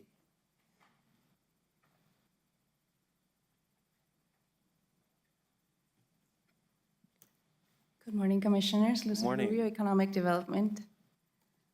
I'm just going to take a couple of minutes of your time to tell you about a course that I attended. I went to Silver City, and I think my presentation is coming up. It's not long. And there were about 35 people attending the class with me, and most of them were from somewhere in New Mexico. So I made a lot of connections with people who are also starting in economic development from smaller communities. I met other people as well. And we can go next. So what I knew about economic development when I first volunteered for this or expressed interest in was very different from what I heard in class and in talking to other people who are already working in economic development. And I wanted to tell you a little bit about some of the topics that we discussed. And it was that many topics when I looked back at the presentations and the things that we discussed. But I took away some valuable lessons around categories that I could put all this learning under. Foundational economic principles, education, training, investment, technology, of course, infrastructure and natural resources, policy frameworks and strategies, and my passion, entrepreneurship and supporting small businesses and helping people start and grow their business. I met lots of people. This is the only picture I took because I was busy taking notes. But he's the acting tourism secretary, Lansing. He was very friendly, and he shared some of the commercials that are coming up over the next year to celebrate Route 66, I believe. And I didn't notice in the 6 commercials that he showed us anything from the southwest of New Mexico, but specifically that featured Doña Ana County. And of course, we're not on Route 66, but he said, go ahead and pitch your ideas. There may be something we can do. So I'm working on a couple of ideas that we could pitch so the state could help us create them and promote them going forward. I met other people, as I mentioned, such as 5 state EDD staff. Representative Patty Lundstrom was a keynote speaker on the second night that we were there. El Paso's Electric, Eric Montgomery, spoke to us about the importance of investing in economic development and how other cities are doing it, to give us some examples, and how El Paso Electric is partnering with different communities. Several class participants were, as I mentioned, people who work in chambers of commerce and in other economic development departments. So the economic development roles, of course, you already know that are key to the growth strategy that you have in mind. And I'm proud to be part of this concerted effort led by Scott and Denise. And I learned that it is important to collaborate with local, regional, state, and federal partners. And that's not enough. We need regional stakeholders as partners as well. We need to be excellent storytellers. And there, I'm already helping. And that's what I can bring to the table and how I fit in. I have had experiences that will help me grow and support this strategic department and grow into that role. I understand small business owners' needs. I've worked with nonprofits. I see the larger corporate picture as well. And I'm already crafting communications and key messages that are relevant and timely to our communities and the different audiences that we're identifying as we continue to grow. And lastly, so some of the things that I'm helping do or promote and put together. I've attended a couple of the meetings, but I also help with a national roundtable, the Foreign Trade Zone flyer, and I'm learning more about it. One of the people that I connected with at this class is a professor who actually teaches Foreign Trade Zone. So next week, we're gonna get together, a couple of students and I and anyone else who's interested, and he's gonna give us another basic but more in-depth explanation of how foreign trade zones work and how to promote them. And we have a startup expo coming up on Friday, September 26th. I'm helping with that too, and creative industries. And I stand for questions. Thank you. Hold on. Thank you so much. Commissioners? No, great presentation. Thank you so much. We appreciate it. Thank you so much. Last one, Jamie, thank you. Good morning, Commissioners. Jamie Michael, County's Health and Human Services Department.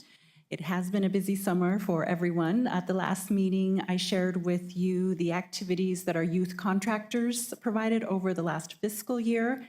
And today I have a summary of the youth activities that our employees provided just over the summer months.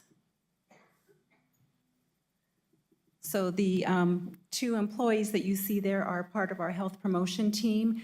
The activities that I'm going to talk about today are all done by the outreach and health promotion staff in our department and delivered at the community centers throughout the county.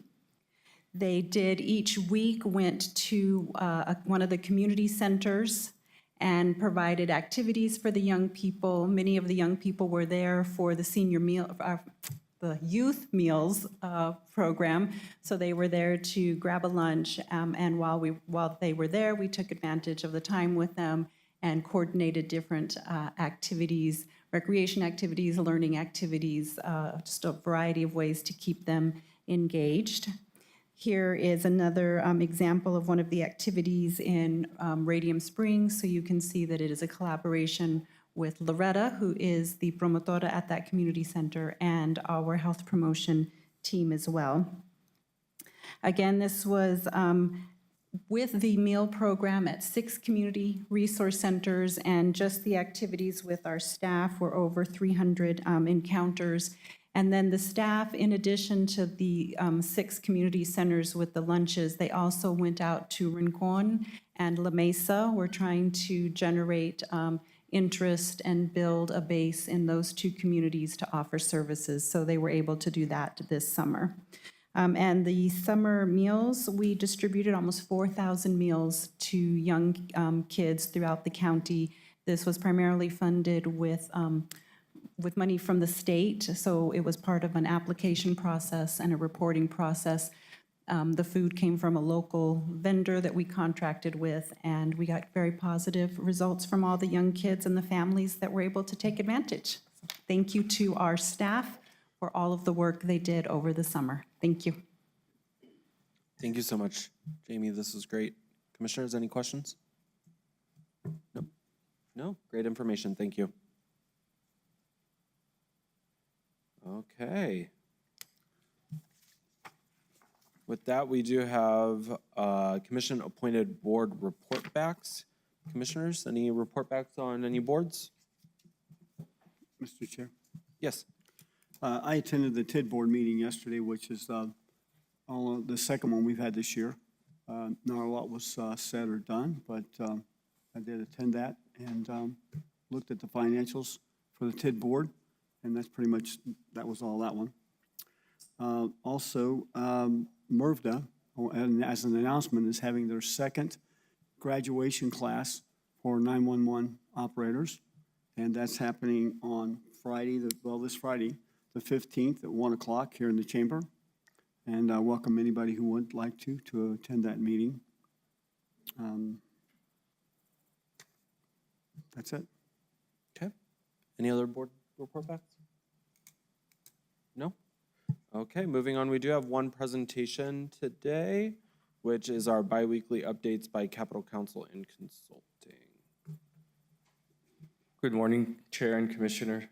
Jonathan Macias, Assistant County Manager, and again, I support with government relations and support and oversee our state lobbyist. We have our state lobbyist on the WebEx. Billy, if you would, go ahead and bring them up. And of course, we have Randy and Ricky Lee. If y'all are in a place, I was just gonna call for the video. Good job, Ricky Lee. Or, I'm sorry. Thank you. So I'll turn it over to Ricky Lee, who is the principal at CCC. Thank you. Good morning, Chair and Commissioners. Are you able to hear me okay? You bet. Great. Good morning. My name is Ricky Lee Chavez. I am the founder at Capital Council and Consulting, and we are so honored to provide government relations services to Doña Ana County. As an update for the members, the governor's staff announced that a special session is likely to be called at the end of August or early September. The focus of this special session would be to address federal funding shortfalls from recently enacted federal legislation, as well as addressing the banning of detention facilities in New Mexico for immigration purposes. Those are likely to be the focus of the special session, and we will provide information to the commissioners and manager once we are aware of timing. With regard to interim committees, the interim committee process is ongoing. This process will go through the rest of 2025. August is going to be a time for Las Cruces and Doña Ana County to really shine. The interim committees that are planning to hold meetings in the next few weeks are the Legislative Finance Committee, the Water and Natural Resources Committee, the Courts, Corrections, and Justice Committee, and the Revenue Stabilization Tax Policy Committee. All of those committees will take place in Las Cruces. Tentatively, we do have the county scheduled to provide comments to the Water and Natural Resources Committee. And I just received confirmation from a Legislative Finance Committee staff person that they will have a member of the Doña Ana County Commission requested to provide welcoming comments along with another group of folks from Las Cruces and the surrounding areas at the Legislative Finance Committee, and I'll provide that agenda once it's finalized. As we move into next session, the focus for the upcoming 2026 special regular session, will likely be on federal funding. New Mexico relies significantly on federal dollars in education and healthcare. Also, this will be the last 30-day session of the Lujan Grisham administration. The all statewide offices will be up for election in 2026, including the office of the governor, lieutenant governor, public lands commissioner, treasurer, auditor, and secretary of state. Additionally, all state house legislative seats will be up for re-election. There's 70 of those. We are closely watching the primary election, which will take place in June of 2026. As following this last session, a change was made to how independent or declined to state registered voters can participate in the primaries. Prior to this statutory change, you needed to be registered with a major party in order to participate in that major party's primary, and that has changed with this recent legislative session. Jonathan and Chair and Commissioners, I believe that concludes our updates, but I'm happy to take any questions. Thank you, Ricky Lee. And the only other thing that I would add that is currently being fleshed out is that we do anticipate having a jetport ribbon cutting that Jody Young and Bill Province have been working together with the governor's office as well as with the New Mexico Border Authority. That is projected to be taking place on August 19th at or around 12 p.m. Invites will be going out. Forgive the late notice, but we're subject to the governor's office when it comes to their schedule. We anticipate the lieutenant governor will be joining and that possibly some members of the Legislative Finance Committee will also come over to do a quick tour and dedication of that fortification and of the runway. So that's the only thing I would add, Ricky. Great, thank you. Awesome, thank you. Commissioners, any other follow-up questions? Yeah, go ahead, Commissioner. Chair, I have a quick question. Have we worked out the land swap for the jetport runway? Has that been completed already and taken care of? Chair Sheldra Hernandez and Commissioner Reynolds, I think the best one that has the update on that is actually County Manager Andrews, who actually just spoke with that department a couple of weeks ago. Yes, I did share with a couple of you. I met with BLM. It sounded promising, but I haven't spoken about it because I have nothing in writing yet, to be quite honest. So Okay, I don't thank want to get ahead of too much, but it did sound promising. They didn't expect any obstacles. Thank you, sir. And for the benefit of the commission and the public, this is in order to secure the land needed for us to operate a future crosswind runway. We have long been looking at this as an opportunity, especially when it comes to the expansion of the next phase. We have been talking not only with the New Mexico State Land Office, but also BLM, given some of their desire to want to put that land to its highest and best use. So thank you for your question, Commissioner Reynolds.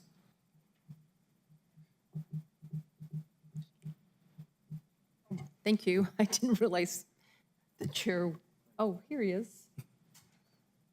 I thought he was gone. Thank you, Jonathan. Any other questions by commissioners? Thank you.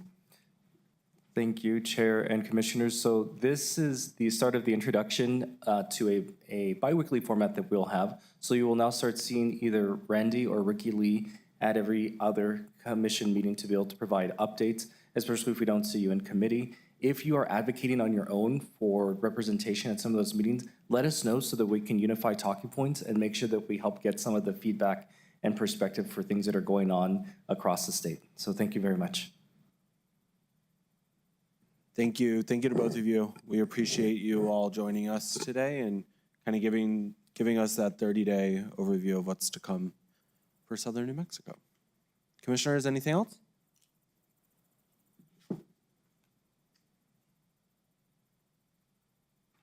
Okay. With that, we will continue on to minutes, where we are being asked to approve the minutes for July 22nd's emergency declaration for Vado, for July 24th for the BOCC special meeting, July 24th for the BOCC special meeting, July 29th, and the work session on August 5th. So we are approving 1, 2, 3, 4 meeting minutes. If you guys would like to do these individually, you can, or we can do them by one motion.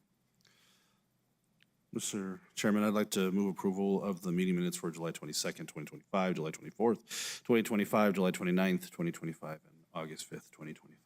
Second. Okay, we have a motion and a second. Any discussion on these? No? Seeing none? Brandy, if you'll roll call us on the meeting minute approval. Commissioner Gameros? Yes. Commissioner Reynolds? Yes. Commissioner Sanchez? Yes. Vice Chair Chaparro? Yes. Chair Shaljo Hernandez? Yes. Motion carries. All those wonderful meeting minutes are approved. I was just passing a note if we can take a 15-minute break before we move on to the approvals and hearings. So we'll be back at 11 o'clock.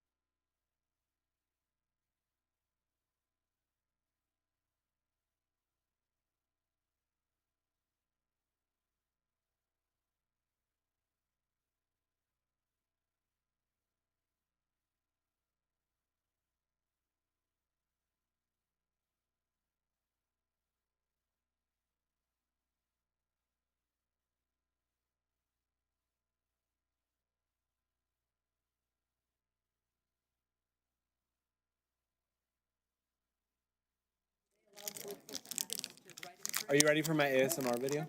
Yeah, because they had, I think I've seen Dave, I've seen Now, I've seen Adventure. Oh my God, I love Nick. So yeah, I've seen them all.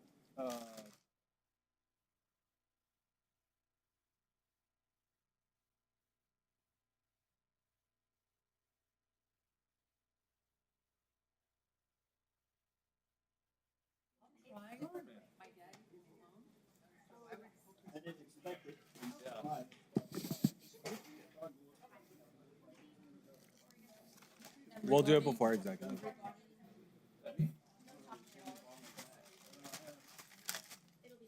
Okay, everyone.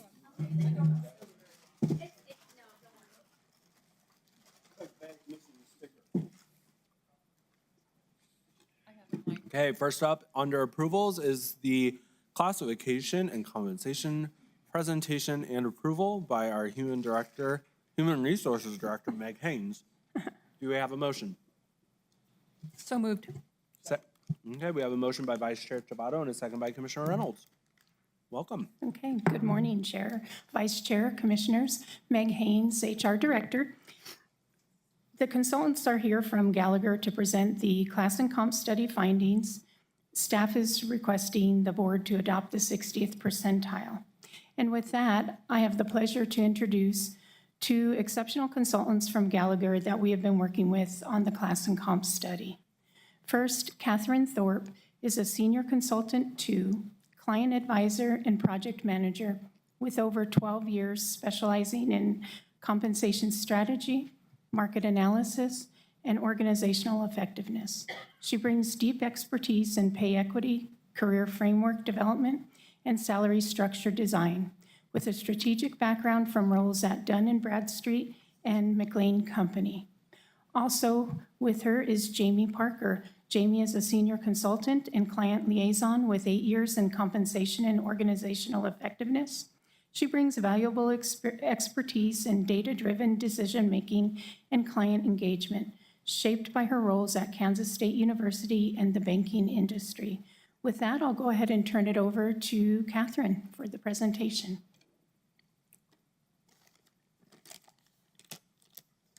Thank you, Meg. Good morning. Good morning. Thank you, Chair, Vice Chair, Commissioners, County Manager Andrews, and County Attorney Neal. We appreciate you allowing us to come before you today to talk about the compensation and classification study that we've done for the County of Doña.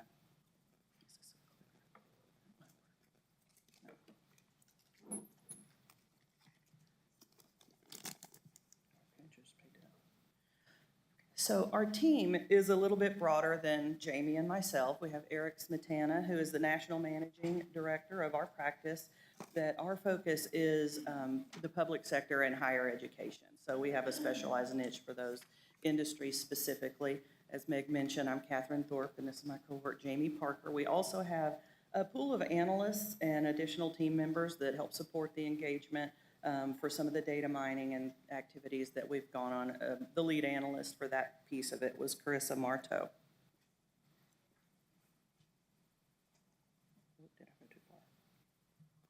So to give a bit of background on the study and the purpose of this is we wanted, oh, I went too far, sorry. No, I didn't, okay. The study was conducted to compare the salaries with the County of Doña to the external market to look for competitive pay practices. We wanted to make sure that the market aligned with benchmark jobs, and we'll talk a little bit more about what that means, but we wanted to make sure we were determining if employees were being paid appropriately within the market for the duties and responsibilities that they perform, and also make sure that the jobs were aligned properly within the structure as far as their decision-making authority and importance here at the county. We want to make sure we also had recommendations that would align the pay structures with the external market. We'll talk more in detail, of course, about these things. And we wanted to find an implementation plan that has pay adjustments and best practices for administration on a going forward basis. So with that, we're going to go over the timeline, the data collection and what that means, what the market findings were, and then, of course, the recommendations along with that. We have some structure options, and then the preliminary costing for that. Jamie? So the project was set to be approximately 8 months. This kind of just gives you a little overview of the timeline. Phase 1 is where we just start with the study initiation, the management. We gather all your data, your job descriptions, things like that. And then we move into the classification compensation study. And then we're at that project finalization and doing the final report now. So when we're looking at data collection, we're gathering relevant data from our market and internal compensation to analyze your pay structure. We want to ensure competitiveness and support informed decision-making. So to do that, we worked with your project team to select benchmark jobs. And when we're looking at benchmark jobs, these were our benchmark jobs. We picked 97 benchmark jobs. 9 jobs we could not find you didn't have current incumbents for, and 4 jobs did not have relevant market matches. And so when we talk about benchmark jobs, what we're looking for are jobs that are have certain criteria. We want to make sure they represent all of your employees. We want to make sure we get jobs that are in each one of your pay grades. Job families, we want to look for jobs at each level. So if we have, like, let's say we have an accountant, you have a series of accounts. We want to make sure we get at least a 1 and a 3 so that we can make good data decisions on that. We want positions that are highly populated. And we want jobs that are found in other organizations so that we can find them in our salary surveys. Okay. And then one of the things that we did is we did a custom survey. So what a custom survey is we work with your group to determine your peers. And with that, we send out a survey with these 97 benchmark jobs and ask them to provide data for that. So we gathered a comparator list, and then your group sent out a preliminary email to let these other organizations know that we were going to do a custom survey, ask for them to provide feedback. We kept it open for 4 weeks, and then we did a follow-up if we needed organizations to finish their survey. And so what we're looking for from peer organizations is the type of organization. So we want to match you all to similar situated organizations, so other counties. Your services offered, so, you know, similarly there. Where you lose talent to, so like if you lose talent to a local university or something like that, we want them in the peer group as well. And then other factors that the county identified for peers. And so this was your peer group. We sent it out to 25 organizations. 17 responded, which is a great response rate. We rarely get that many responses, so this was great data for us to use. And then from that, we moved to published data sources. So we have a suite of data sources. We use Mercer Survey Suite, Willis Towers Watson, Comp Data, and the Economic Research Institute. So each one of these has a suite of surveys with thousands of organizations and thousands of incumbents in each one of those positions. Okay, so things that we're looking for when we're benchmarking inside that published survey. We're also trying to compare you to similarly situated organizations. So we look at public organizations. We're going to look at the size of organizations. So we're going to compare budget size or FTE size, geographic location. So we're either going to look for regional, so we're going to look at a regional cut, a state cut, or more of a local cut if we can get that. Services provided, and then if there's aspirational organizations, so if there are positions that maybe you want to see what it looks like in the private industry, we can pull that information too. And then the treatment of data. So we leverage World at Work best practices for treatment of benchmark jobs and market data.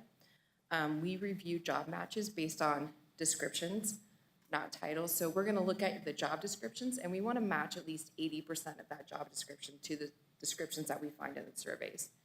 And then we age the data, and we also do a geographic adjustment.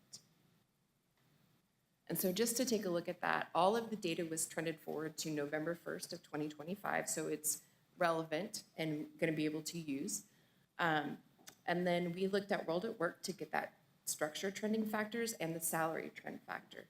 So when we're looking at salary increases, so World at Work is telling us that in your industry and in your area, so in New Mexico, it's a 2% base salary increase. And so what we do with that is we take that and apply that to the minimum, or to the 25th, 50th percent, and 75th. And then we look at the structure, we're looking at a 3% structure adjustment. So we apply that to the minimum, midpoint, and maximum of the data that we collected. And then we also do a geographic differential. And so what that means is we're taking the cost of labor and making it equal to the cost of labor of Las Cruces. Because if let's say we got data from, I'm just going to use an example, New York City, it's going to be very different cost of labor than it is here in Las Cruces. So that economic adjustment would apply there and put it into dollars and cents so that we're looking at apples to apples. Okay, so now we're going to talk a little bit about the market findings. And with that, this is a good slide we like to show because this kind of gives you the guardrails that we're using to determine market competitiveness. And so some positions, of course, are going to be higher than the market. Some are going to be lower. That's just common practice all the way across with all clients. And there can be variations in pay, which is also expected. So if you look at the boxes at the bottom, anything that is up to 4.99% above or below market is considered highly competitive. Okay? And then anything that is between 5 to 9.99% is still considered competitive.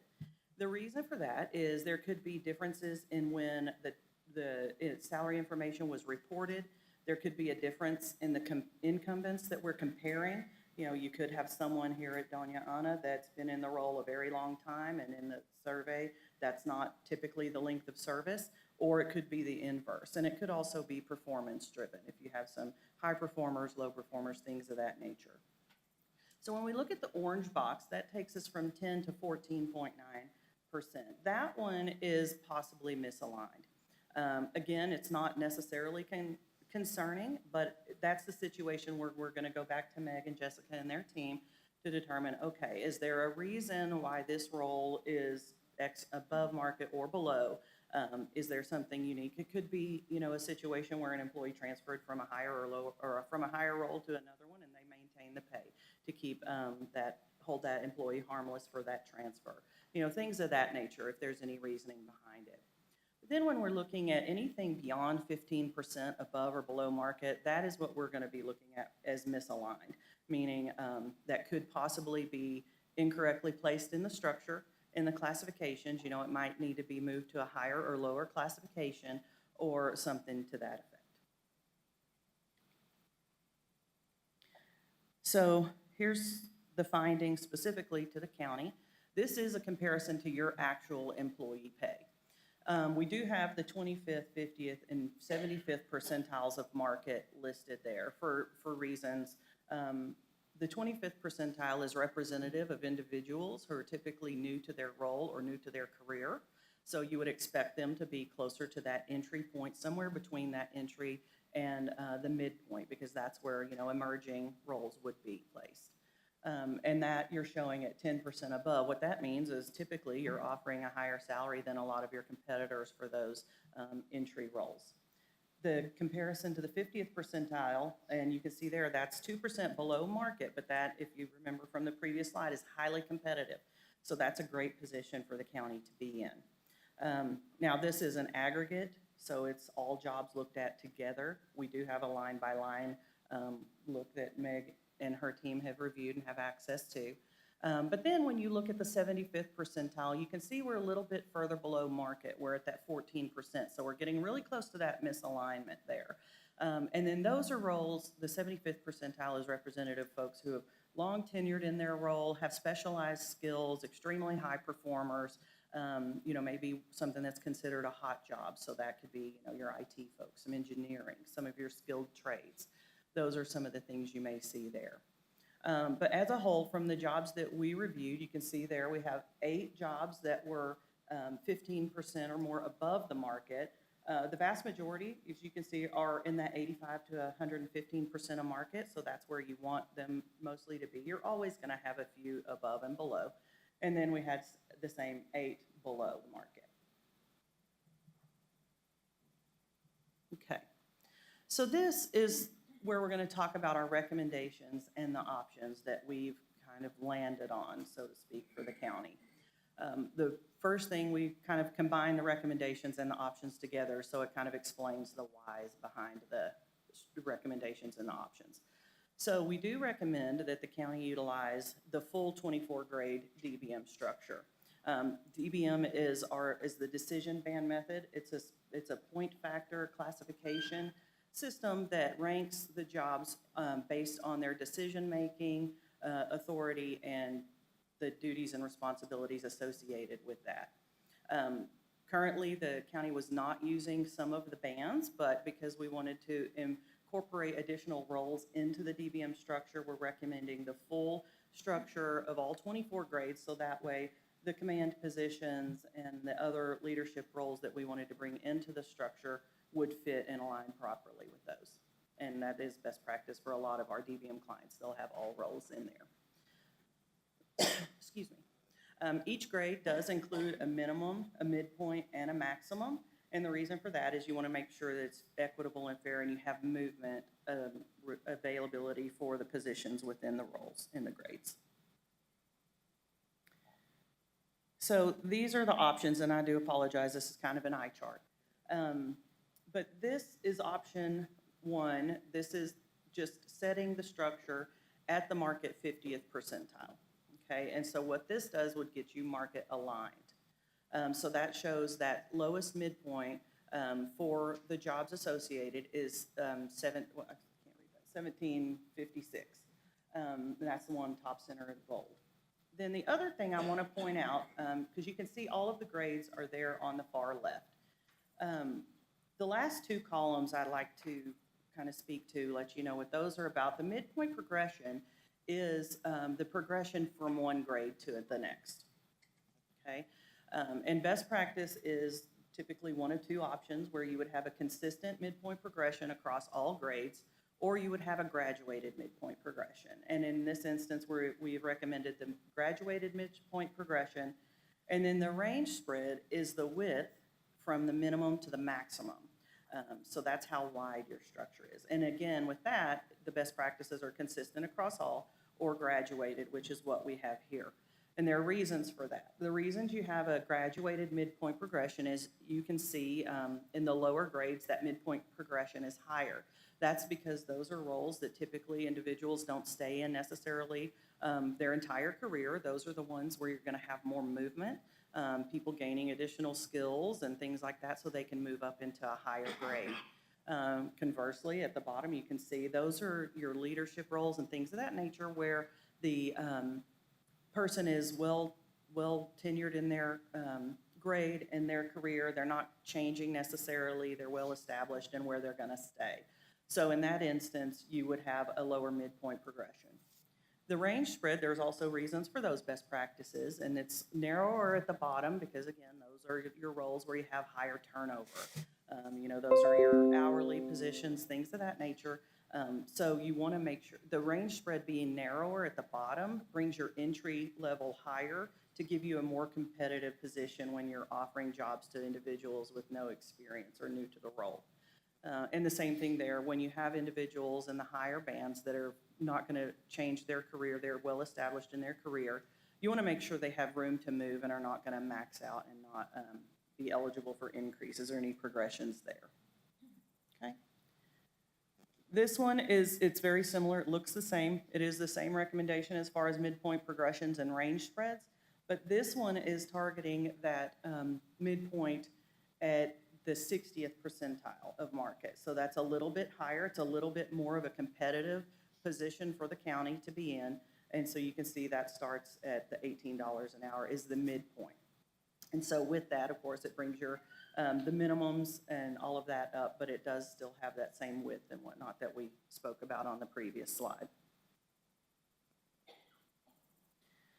So here's the costing impact. And this, we want to talk about our recommendations with this. Of course, one thing we would never recommend as a practice to cut anyone's pay. Our stance is that if any changes are necessary, they're handled through attrition, and employees would be held harmless for any changes that we're recommending, and no pay cuts would occur. We do also recommend all employees are brought to at least the minimum of their new pay range. We don't want anyone outside of the structure, right? We don't want any employees of the county to be paid below the new minimum for the grade that they're in. And then we also do have command positions and listed there to be brought into the DBM structure. And so we have the costing impact for the step progressions that they've already received, and then if there is a difference between the general 3% increase that was received by the other employees of the county that were already in the DBM structure. I do want to note if any of those step progressions were greater than the 3% general adjustment, no adjustment was recommended for those individuals because they are already beyond the 3%. Okay, so this one, I know it's a lot of numbers, again, kind of an eye chart, and I apologize for that. This is the costing for the market 50th percentile. One thing I do want to point out, the fact that the county was already at a highly competitive position in the aggregate at just 2% below market, that's why there's not a significant cost here recommendation. So the changes needed are truly to the structure more so than employee pay. So with that, we do have the line in there of the estimated costing for the 3% increase that is going into effect for the county for all of the individuals already in the DBM structure. Then the second line is the step progressions that have already occurred for those command positions we want to move into DBM. Then that next line down is the difference for those individuals whose step progression was less than 3%. So it's just that difference to pay that, to bring them up to an overall of 3%. It's not in addition to, it's combined total for all. Then we do have some individuals, like we said, as we recommend, no individual would be paid below the minimum of the structure. So there are 35 individuals in this proposed structure that would need an adjustment to their minimum to be brought up to that new minimum of their grade. But overall, the recommendations from the study are actually only $79,000 because, you know, the first one, the 3% estimation and the step progressions, those are happening no matter what, right? So it's just really those last two lines before the gray highlights that are actually the cost to implement the study. And that's the 50th percentile. This one is a 60th percentile. It's a little bit higher, but not significantly so. And again, it's for the same reason. The county was already highly competitive with their current pay. I know that sometimes is converse to what individuals think. You know, everyone doesn't necessarily agree with that, but this is what the data shows. So again, here we do have that 3%. That's the overall cost. That's the same as any other screen. The step progression that have already occurred for those command positions. Then, of course, we have it's a little bit higher for that step progression because the rates are just a little bit higher, right? We're looking at the 60th percentile of market. And then the last one, there are more individuals that would need that adjustment to minimum to bring them up. But still, overall, we're talking only 0.5% to the overall budget is the impact there at $120,000. Okay. Then just a few more recommendations. Of course, these are on an ongoing basis. We do recommend that pay raises are granted based on annual review each year, and of course with the fiscal responsibility in mind of what the county can bear. And then secondly, also, you know, the thing that's one of the most important things we like to reiterate with the leadership and also with our project team is this structure we're recommending today is set to be relevant for now. All of the data, as Jamie mentioned, has already been aged forward to November 1st, which, you know, we want to make sure when we're aging the data, we're bringing it to a date that either the study is closing or the client may implement, right? So that way we know it's current at that point in time. But going forward, it's still going to need some love and attention. This is not a set it and forget it situation. Each time you do changes to the pay structure or to the base pay, you also need to move your structure.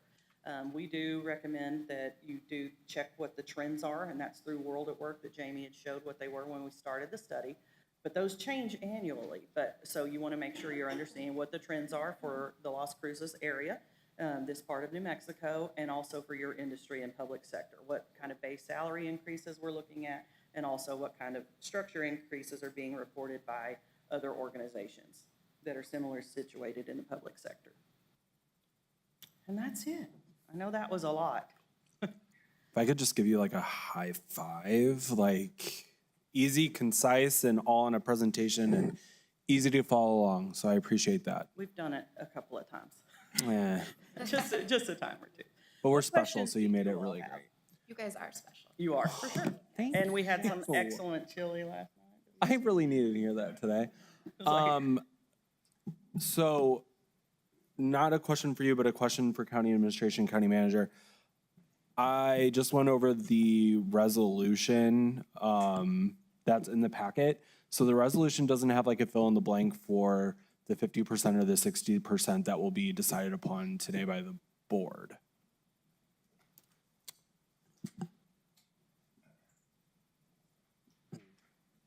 Thank you for coming up, Meg. I was just. It just gonna has to you the anyway. 60% in there. Chair, Vice Chair, Commissioners, the staff is recommending the 60th percent. However, if the board goes with the 50th percent, we will rewrite the resolution. Okay. And then, so really quickly, just for that last now therefore, it says that the attached compensation plan bringing unrepresented employees into the 60th percentile, updating the DBM pay structure accordingly, and implementing changes suggested by the consultant is hereby authorized. The resolution suspends any prior resolutions or directives. Do we need to have anything in here that when the pay increase goes up yearly, whatever that increase is, that the pay structure as well as the DBM plan needs to be relooked at as well? Do we need that in this resolution so we're not revisiting it every year? I guess we could, Chair, Vice Chair, Commissioners, we could have that in there like that. Normally, whenever we're going to adjust the structure, we do bring it before the board, though. So, I mean, if we want, we can add that verbiage in there in order to approve future adjustments to the pay scale based off of. Okay, so I just wanted to be very clear on the way that this is done timeline-wise. So whatever decision we make today will go into effect November 1st? Normally, it would, Chair, Vice Chair, Commissioners, normally it would go into effect the next full pay period. Oh, I thought we were talking about November 1st is when we were. The data was, That's for data aging purposes, to bring the salaries we're comparing forward. Okay. So they're not outdated already by the time that the county wants to implement in the near future. Got you. Okay, so it was a window, but we're doing this ahead of time. Okay, got it. Okay. And ultimately, I'll fall on the sword on the 60%, so to speak, because that was just a way for us to stop being reactive to market conditions, to start being more competitive in the industry. So ultimately, that was my 2 cents on that one. I don't think it's a sword to fall on. I really don't think it was a sword to fall on. I think this is exactly what the commission is asked to see. So I think this is great data. Commissioner Reynolds? Yeah, Mr. Chair, thank you very much. I agree, by the way, with the 60%. I think that's the right thing to do. But I do have one question. You all mentioned as part of the process that you did a benchmark jobs study, and you compared the responsibilities and the tasks for all these positions with other positions that are similar. Correct. Did you find any significant discrepancies between what our staff was expected to do versus a staff of other positions in the study? No, we didn't. And when we're looking at benchmark jobs, one thing I want to point out, when we're making a comparison, we're looking at the job description that we received from Meg and her team on the county of what the duties and responsibilities for that individual are. And so when we go to a benchmark comparison, it has to be at least 80% matched to job content, meaning the duties and responsibilities. We don't do any data collection or matching on titles. It's truly the job content to make sure it's relevant and accurate. Okay. And thank you, because as part of our process is we can put in the salary structure, but I think we also have to make sure that we're looking at each position independently to assure that the job responsibilities still match the 80%, 90%, whatever our threshold is for each one of these positions as we try to determine reclassifications, whether we determine whether somebody needs to be brought up to the minimum, increased steps. I think we need a little more comprehensive work on that from the HR department to ensure that we continue to meet the same criteria that you used in this study. Right. And so I would challenge our county manager and our HR department to do that, to make sure we stay, that the responsibilities that we're expecting, we're paying for, looking for also match what the current status is in the industry so that we become consistent in the way we administer the HR policies. That's all. And thank you, Mr. Chair. Okay. And thank you for the study. Good job. Mr. Chairman? Yes, Commissioner Sanchez. Thank you. Just curious, when you were looking at the range, you were talking about, looking at the different sections. So, you had 0, if you're within 5%, we were highly competitive. 5 to basically 10%, we were competitive. But then you say 10 to 15%, we're possibly misaligned. So I guess why was it that we looked all the way to 15% if that potential additional 5% makes us misaligned? Well, when we review that, when we pull the market data, so there's some art and science to it, right? There's the science piece, which is all of the data collection, the raw numbers. And there are some that are beyond 15%. Those are just best practice guidelines in the compensation industry for reviewing and looking at salary structures and base salary. There are some roles that are further outside of that, either up or down, above or below the market. It's just those are the guardrails we kind of put in place. And like I said, so it could be anything beyond 15%, so that number could be higher. But the reason for that, you look at the data to see what it shows, but there also is definitely the structure, hierarchy, and relevance and importance of the role here for the county specifically. And it might be different in the market, and that could be because you have different services that you offer and things of that nature. So certain roles may have more importance here than in a traditional, some of the other broad-based counties. So it's just it's a combination of all of that. But when the data comes back, we're looking at all, regardless of the number, whether it's 0 or 25%. It's all in there line by line, but that's an aggregate number in the overall for the county. No, I understand. I just was curious. Like I said, if you have a range you're looking at to try to identify outliers or where we need to be in order to be competitive, and I know we're looking at potentially right now the 60th percentile in being in that area. I just was curious because, like I said, it seemed to me, like I said, if we're trying to identify, understanding what you're saying, and when you're looking at the positions and the responsibilities, and are they, an apples to apples comparison between us and the other data that you have, the other data sets that you have. I just was wondering, like I said, when I look at something that's possibly misaligned, obviously, like I said, I would expect that's what I was hoping there'd be some analysis to that, because if we were just looking at, beyond that and weren't fully understanding what the differences were, then maybe we missed some of these positions that could be better or more competitive for us here, I think, because I think the nature of it right now is that, and we look at here locally, sometimes we struggle, either people decide that they want to find another opportunity because the pay is better, or vice versa.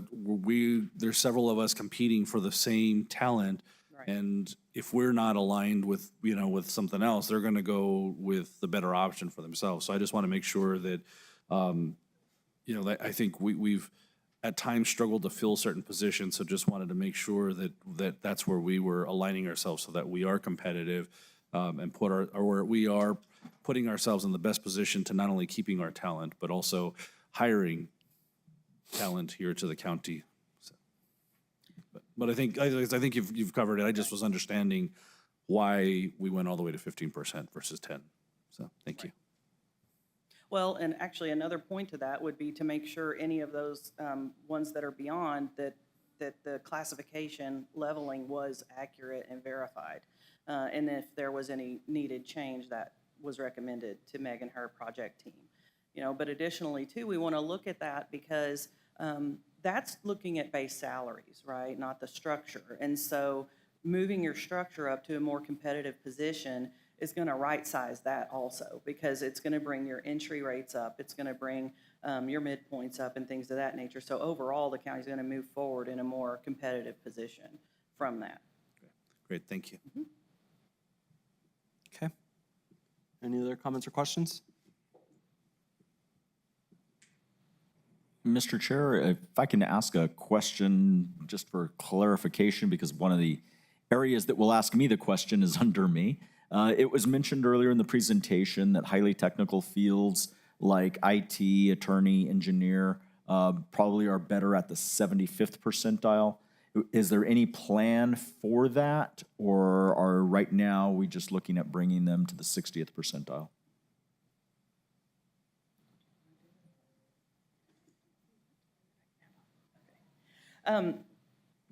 That's not a given, right? Those are the roles you typically might see in that 70 percentile grouping, right? It's not a requirement, it's not necessity. And with the change to the structure and bringing it up as much as it is, I mean, because it's a big move there from the current. It's a good position.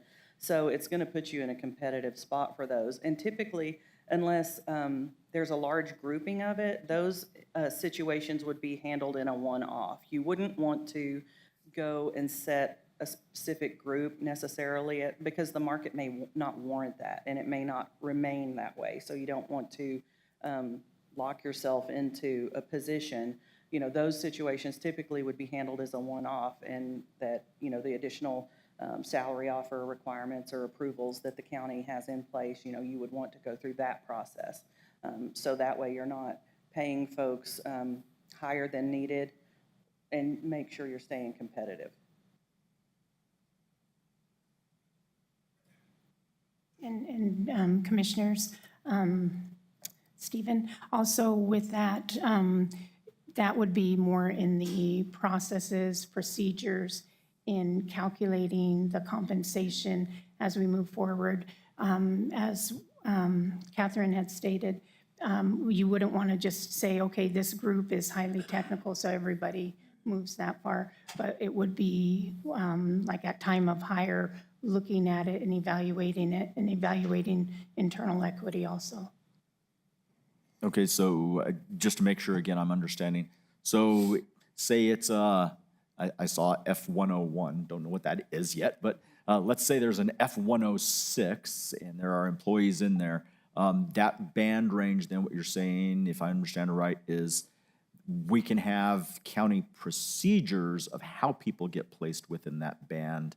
They don't just have to come in, 1 year experience is minimum. It could be adjusted based on the position, not necessarily the band. Is that correct? Chair, Vice Chair, Commissioners, Stephen, yes, that's correct. Okay, thank you. Okay. Any other questions? Okay, commissioners, do we want to have a conversation about the 50% versus the 60%, or are we all in favor of the 60? Mr. Chair, Yes, I Vice Chair. think, thank you. I'm in favor of the 60, but I do have a question regarding to, Mr. Chair, what you said is not coming forward to the board every year to either for it to remain the same or to adjust. Because I think not going through the process, as you mentioned, where we might be higher than needed, we don't know where we're going to be in a year, given the national things that are abound and monies that we might be bringing in from the feds or the state. I would just feel better if, at least in my opinion, to just look at this yearly, because we never know. We might just have all these millions of dollars that we can give our employees. And if we're in a situation like that, I would be so happy to go up to the 80th percentile if we have it. But if we're in a bit of a budgetary drought, then we would have to look at that yearly. Thank you. Thank you. Anyone else? Yes. Mr. Chair, thank you. I agree with Commissioner Chaparro in that I think initially we should do it yearly until we understand the process and see how it's going to work. And also allows us to make a comparison between where we are and where we want to be, at least for the next 2 or 3 years. And then a couple of years from now, if it looks like the process is working, we're competitive, and we've got a good pay range, then I think we can make it multi-year and put it in this policy. Thank you. Thank you. Anything else? Any public comment? Deb, comment? Mr. Chair, Commissioners, just for clarification, the HR department has historically adjusted those pay bands every year when we do the annual salary increase. So that is a current and existing practice that we would continue. Okay. Chair, Yes. Vice Chair. Also, part of our contract with Gallagher, I believe, and correct me if I'm wrong, includes next year's evaluation of the structure. Mr. Okay. Chair, that's what I was going to say, is that when the board hasn't been involved in the process, and I think we should be involved in the process for a couple of years to ensure we're consistent. There you go. Anything else? Okay. Thank you again for joining us today and giving us this awesome presentation. It was very, very quick and easy. I love that. Thank you for allowing us to come before you today. We appreciate your time. Thank you. Okay. Without any other board comments, it looks like we're approving it as recommended at the 60% mark. Brandy, go ahead with that roll call vote. Commissioner Gameros? Yes. Commissioner Reynolds? Yes. Commissioner Sanchez? Yes. Vice Chair Chaparro? Yes. Chair Shaljo Hernandez. Yes. The resolution number to that is going to be 2025-90. Awesome. Thank you, Brandy. Okay, next up we have the resolution on funding and commitments related to CRUA. Do we have a motion and a second on this? So moved. Second. Okay, we have a motion by Commissioner Sanchez, a second by Commissioner Gometos. Welcome, Mr. Lopez. Good morning, Mr. Chair and Commissioners. Stephen Lopez, Assistant County Manager. And before you is a resolution to address some of the issues that have come up with CRUA. Just as a quick point, the executive summary on this is a trial executive summary. So if you didn't look at the executive summary, I encourage you to do so because we've added a couple of things to it. One is fiscal impact that should highlight where money is coming from. And the second is alignment with the strategic plan. And so we thought we would get something in front of you that actually uses this format and get feedback from the commissioners. If you like this, we will roll it out to the staff. If you have recommendations for other improvements, just let us know. We'll make those and then roll out the revised document. So with that being said, we'll get into the actual resolution. I'm going to start with the last item on the resolution because it really is the key to the rest of it. As we are working with the City of Sunland Park into the dissolution of CRUA, one of the verbal agreements we have come to is that any investments by the county into infrastructure will remain the county's property, and anything that they do would remain City of Sunland Parks. That is a practical necessity. Otherwise, we would not be able to ensure we are inheriting a system on day one that is in good shape. It would mean that we would have to wait to make improvements until we fully take over assets. And there are assets on this resolution that we really need to make sure by the time it is under our license are in good shape, or we're going to be starting off in the hole. So with that being said, we are asking in that last part, we'd be confirming, or you would be confirming, that yes, that is what we expect. Our investments are ours. City of Sunland Parks would be theirs within the municipal boundaries. And then we're going to be asking them to do the same thing.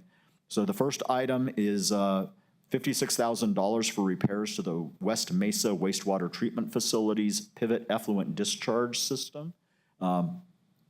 This system has been non-functional since late 2019 or early 2020. The idea of that discharge system is it's a pivot irrigation, and it watered 2 round plots. So what came out of the wastewater treatment plant would circulate around and water it, and there was nice green grass. Sometime in late 2019 or very early 2020, someone stole the electrical wiring and motors from that. And so it is now just, and you can see on Google Earth, there are just some big ponds of discharge. So that is absolutely something we do not want to just wait until we take over. We want to get that up and running right now. So we are asking for $56,000 taken from county reserves in order to make that repair right away. We are also asking, and the remainder is already in the budget, $175,000 for installation of the supervisory control and data acquisition, or SCADA system, on both water and wastewater assets, so that when we take over, we actually have a way to live monitor data. ACM Jonathan Macias has mentioned this also from his side in various presentations over the last 2 years as the benefits of knowing exactly where readings are without having to go around and manually check. The third item is $6,100 for towards splitting the repairs with CRUA. The repairs of Earhart Way, that is a concrete and steel roadway that had to be dug up a couple weeks ago to a water main rupture. And then the last 2 items are non-fiscal directly, but could have a fiscal impact. One is authorizing the county manager to sign letters of assurance and acceptance of financial commitment on a case-by-case basis to current and future or potential future creditors for funding that is received by CRUA for additions, enhancements, repairs, and maintenance on the system in the unincorporated portions of the county. There are some grants available right now through the state that it is best for us if CRUA is able to secure those grants, but they are asking for letters of assurance that the county would continue whatever CRUA is committing to. We have been asked to do just a blanket statement, but believe it is probably in the county's best interest that these be reviewed on a case-by-case basis and then reported back to you on a monthly basis, as well as maintain a permanent list of what these commitments are, so you can ask at any time, what have we committed to, so that there's full visibility on any financial commitments that we're making. And then the last item there on the resolution that we haven't talked about yet is the authorization to the county manager to extend letters of employment assurance to current CRUA staff members who indicate that they may be interested in joining the county. Obviously, they would come into positions that we have available based on their experience and licensure levels. So that is the resolution in front of you. Happy to answer any questions you might have. Awesome, thank you, Stephen. Just really quickly on these numbers, these were numbers that have already been provided by CRUA or by a contractor? These are hard quotes provided by contractors. Okay, cool. Then I have no issue in supporting this. Commissioners? Yes. Mr. Chair, I have a question about the impact of the meeting next week that CRUA is supposed to have to explain the price increases. And as part of the separation, are they going to implement those price increases before we take over our assets, or is this something we want to say, time out, we want to reconsider this ourselves for the customers that we're going to inherit? Mr. Chair, Commissioner Reynolds, the price increases are years in the making and years behind where they should have been, and that's part of the reason why repairs like to the pivot irrigation system have not happened since 2020. Because they have not been generating the revenue to cover the expenses. It is management's recommendation that we allow them to go ahead and proceed with their price increases. And it's not a price increase, really, it's a rate increase because people are not paying what it's costing to deliver services to them. And that should be resolved, in our opinion, before the county takes over, so that we take over in a good position. Otherwise, one of the first things this board would have to do is turn around and do the exact same thing. Okay, so the decision we're making today is not being impacted by their meeting next week? Mr. Chair, Commissioner Reynolds, you are correct. Okay, thank you. Okay. Mr. Chairman? Yes, sir. So I think when we're talking on letters of assurance and the acceptance of financial commitment, I think my only question is when we're saying we're going to accept financial commitment, and with all due respect to the county manager, I think, is there a limit on letters that we would be accepting or amounts of financial commitment we would be accepting? I mean, is this just a letter saying that we're going to commit to putting money in? And the reason I ask is because I don't want, I would hate for us to be surprised because, with something that was signed that could be a significant investment that the BOCC was not aware of before it was signed. I'm not saying that would happen, but I think that's just the one thing that I'd be sensitive towards. Mr. Chair, Commissioner Sanchez, fully understood, and that is why I have the laptop with the resolution in front of me, should we need to make any changes, and that is one that we also have wrestled with. I would recommend to the board, if it is just a financial commitment that should be able to be covered by rates, that therefore there's really not much risk to the county, that you probably go ahead and give that authority to the county manager. If it is application for something that does not have a defined revenue stream for, I think then you would either need to be under his $150,000 authorization you've already given, or we would need to reflect that in here. Like I said, if it was just a letter saying, hey, we're committed towards putting some sort of financial commitment towards this, I'd be okay with it. I just don't know if we're talking about if there is a binding letter of commitment that then essentially ties us into it. I think that's just the thing for me, is that if it's going to be a binding agreement, then yes. But if it's just a letter saying this is where we are committing to putting money forward towards this, I don't have an issue. I just want to make sure that we're not bound outside of outside of the defined signature authority of the county manager. Mr. Chair, Commissioner Sanchez, let me give a couple of examples of what they're looking for, and that might help in framing this. One is a multi-million-dollar grant for a new water well or a replacement of a water well, and they are simply looking for, normally that's guaranteed by rate payment for 20 years, and what they're looking for is that we would agree that we would continue to pay that when we take it over. Okay. So I have less issue with that, and especially if we're talking about a grant that we're going to have to approve anyways, that comes for us, I don't have an issue. I just wanted to make sure, like I said, that we're not talking, something that binds us before we have an opportunity to review it. But I think given kind of that context, I'm okay with this. And just for other feedback, I do like the executive summary. I mean, I know where all the money's coming from. No, but I think in real truth, I think it is help. I really appreciate the line that says how much is coming out of reserves versus how much is coming out of the budget this year. I think it just makes it very clear for us and the public as to where, in terms of transparency, I think it just makes it very clear for anybody reading this that we know immediately where it's coming from. And I think it frames it for us. If we have questions before or even during the meeting, we can say, hey, do we, where is this coming? Where are we planning to get this money? I think it answers that. And I think I really like the way this is set up. Mr. Chair, Commissioner Sanchez, thank you for the feedback. I see one thumbs up. I see a second. Okay, great.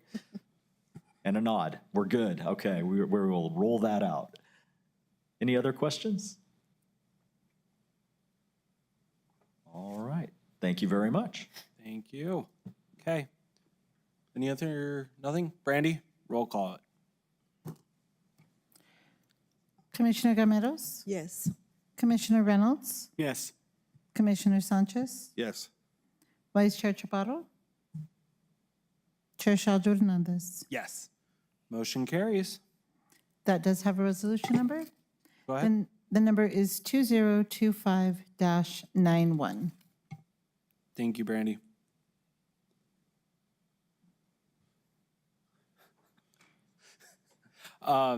Okay, moving on, we do have an approved amendment resolution for go bond question be placed on the November 2025 election ballot. And do we have a motion and a second? So moved. Second. Okay, we have a motion by Commissioner Gometos and a second by Commissioner Sanchez. Welcome back, Mr. Lopez. Thank you again, Mr. Chair and Commissioners. This item relates to the GO bond. Right now, as it stands, you approved a single resolution or single question to go to the voters. Based on the feedback we are hearing and that they want a little more detail and they want choice, we are bringing this to you to recommend the final language that we would be giving to the clerk's office later this month. If you look at the item, question number 1 is shall Doña County issue $60 million in bonds for new enhanced or upgraded county service centers, entertainment facilities, and infrastructure, including roads? And question number 2 is, shall Doña County issue up to $80 million in bonds for new, enhanced, or upgraded recreational centers, parks, and community centers?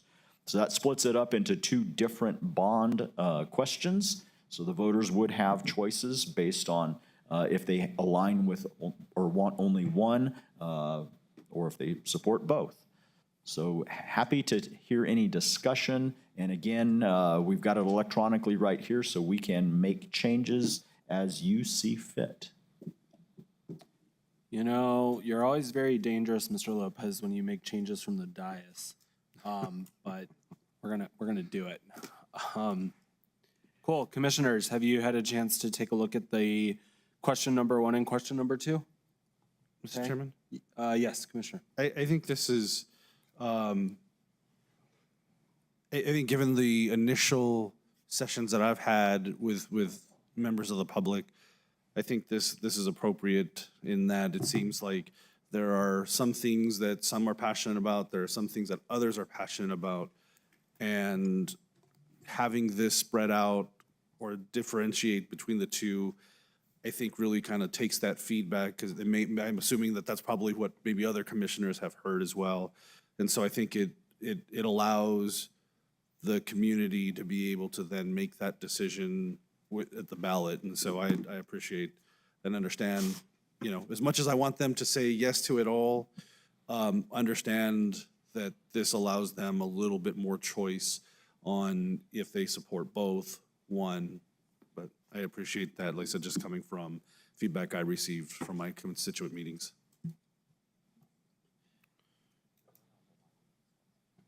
Okay. I absolutely agree with what Commissioner Sanchez said. Having the 2 questions differentiated, one by breaking it up into county service centers, entertainment facilities, infrastructure, including roads, to get that roads initiative forward on. And then question number 2 with enhanced and upgraded recreational centers, parks, community centers. It's kind of everything that we've been talking about as a board, everything that we've been hearing from community listening sessions, even Facebook comments. I think this is a better route, and I'm actually really glad to see it be brought to us this way. So I actually enjoy this quite a bit. Mr. Chair. Commissioner Chapato. Thank you. I do appreciate the 2 questions, and I know they were, I apologize, I had to take a call, so I stepped in late, so I missed some of your presentation, Mr. Lopez. But in my community meetings, people were very against certain things, and one of them was the fairground amphitheater, and that was made very clear to me. In fact, I've gotten emails, one of the emails, and I will read. A search of amphitheaters in El Paso showed at least 3 venues. Sunset Amphitheater in North El Paso, 12,500 capacity. Cohen Entertainment, 12,500 capacity. And an amphitheater in downtown. There's also going to be an amphitheater in Sunland Park, and one is planned in Anthony de Los Lagos. I think these questions are vague. I think, well, I know that my constituents are requesting more definition, more transparency, and one of my constituents pretty much said, this is a trick. You're not giving us enough information so that we can vote on what an entertainment facility is. And then I think including, and this is a no marketing trick, at least in my mind, in my experience, when we're asking for a bond question and we're adding all these things, people are probably reading the dollar and the last thing. So I don't like entertainment facilities being included with roads because people want roads. And in my meetings, it was housing, roads, water, community centers, and a very strong no to an amphitheater in the fairgrounds. I had a call from one of our legislators saying it's going to be likened to the spaceport. People will be paying their property taxes for the 20 years. And I think County Manager Andrews was there when the constituent also mentioned property owners will be paying this tax and won't be able to afford taking their family to a concert. And that aside, I just think that these questions need to be more transparent and more detailed. This is very vague in my opinion. And then once they're translated into Spanish, they become even more vague. Thank you. And Mr. Chair, Madam Vice Chair, I think the one thing that you did miss when you were out is we've got the laptop. So if you all want to make changes, now is absolutely the time we can make those before we have to get them to the clerk's office. Mr. Chair, I have a question. When is the deadline for these to get to the clerk's office? I believe it is the 26th or 27th of this month. 25th is the preference. 25th is the preference. Okay. Emergency roll it to the 26th is what Janice told me, but I think the preference is definitely the 25th. Thank you.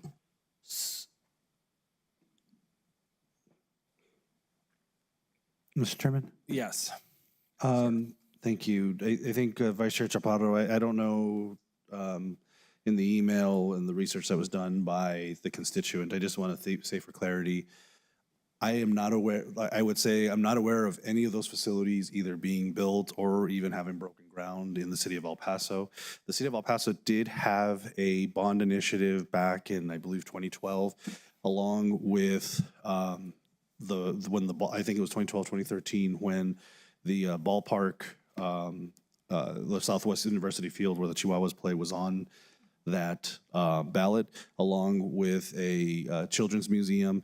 There was a bond approved for an entertainment facility that was going to be placed in downtown that has since had multiple legal challenges, and so that is going nowhere now. And that was one of the things that they were looking at for an entertainment facility in the city of El Paso. There is McCalligan Canyon Amphitheater, which holds maybe 2,000. I don't know where the city of Sunland Park currently stands with their amphitheater, which I think had anticipated would hold a few thousand people as well. And so I know there's been discussion of by the Cohen, where the Cohen Stadium area, where there is anticipation to have a 12,000 seat stadium, or sorry, 12,000 seat amphitheater that's been in the works for the past couple of years. But one of the things that's been noted about it is that there has to be a certain percentage or amount of private investment into that. As of last update that I've heard, they have not had that, which is why it has not broken ground yet. So I think we're in a position where here in that we in this metro, the tri-state area, the border, here we don't have a facility like this. We continue to see, and so I think we're limited on that. And I think one of the things that did come up during my meetings was understanding where some of the sentiment is coming from. But I think one of the things that was discussed is it can be a yes and, right? I think when we're working to build out and some of the things we're looking at, I think, there's things we can look at. And I think one of the things that when we look at the size and what we were doing, some of that was from input we received from Barbara Hubbard. And I think, she has a wealth of knowledge and has been suggesting on this is what you should look at, potentially people we should discuss with. But like I said, I know that's just one piece of it. I think, I think there's still a lot here that to be discussed. But like I said, I know we're highlighting the amphitheater, and that seems to be, kind of a big glaring item. I just wanted to at least put that out there, that in terms of information and potential other entertainment venues that are across the area, there really is not anything here within the city or Doña Ana County, the city of El Paso or El Paso County that exists. And so there's been a lot of talk about it, but nothing has been made thus far. Thank you. Mr. Chair. Yes. Thank Vice you. Chair. And Commissioner Sanchez, I see your point of view. I really do. At my meeting, however, I did give my word to my constituents to represent their opinions. And their opinions overwhelmingly are the vagueness of these questions. I understand we hired a company to come up with these bond questions, as Scott explained to me, but we're hiring them for this reason. We're going to increase property taxes above a reassessment and 3% that people are already paying for property taxes. And it is our duty to explain what people will be voting for, where the money is going. And this is too vague for my liking. It's too vague for my constituents' liking. And as I mentioned before, commissioners, I had constituents from your districts come to my meetings. And it wasn't a 50-50 split. It was pretty much an 80% wanting and asking questions. How much money are going to roads? Approximation. How much money is going to community centers, recreational centers, parks, things of that nature? And I think we are duty bound to explain it further, even if it's a little longer of a question. And again, when it's translated into Spanish, and most of our people in the outlying county, in the unincorporated county, this is going to be a difficult question for them in Spanish. I think that we just need to be able to explain it further. It's too vague. Thank you. Mr. Chair. Yes. So I'm just going to share my meetings with the constituents. And so when I used all these, everything on question 1 and question 2 on a board, and I explained to them, this is what the county is looking at. So, I didn't split them up, but I was just letting them know because I have them voting on this as well. And the Anthony, oh my gosh, meeting that I had, there was a concern about when I brought up entertainment facilities, right? And they were questioning that, like, what do you mean by that? When I told them, like, hey, we're looking at an amphitheater at the fairgrounds, I did get right away, what, we got to drive way over there, what for, that's too far. So I'm just sharing what I heard at my community meetings. And then, we were kind of throwing out maybe different type of entertainment facilities. But both places I got were, well, that's too far for us to go. Why are we going to drive all the way over there?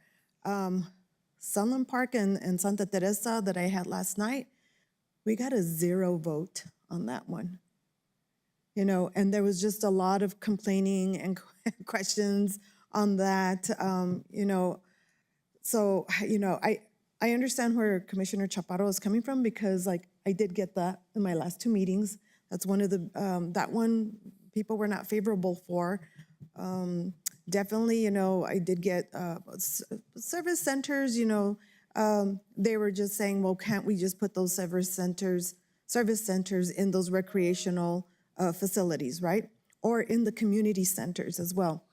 So they're wanting us to, a lot of them were saying, let's just combine it instead of just making one center for that. Like we're talking about having different office spaces in them anyways.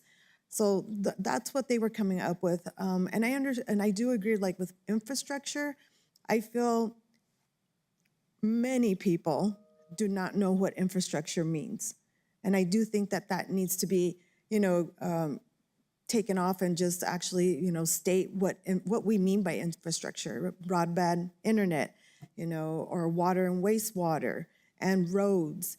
Like I do agree that it needs to be much more broader, not so vague in general, the questions. Because I know when I go to vote and I see these bonds, and if I don't have any, if it's vague for me, I will not vote for it, or I vote no, because I don't know what I'm really voting for, And so last night, as we're doing our meetings, I'm pivoting.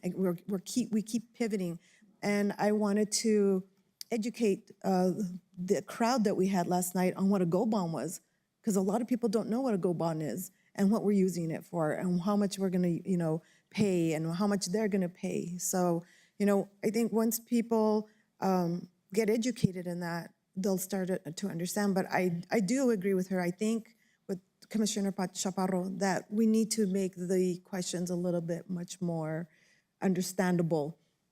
And I don't know, I'm just kind of throwing things out there.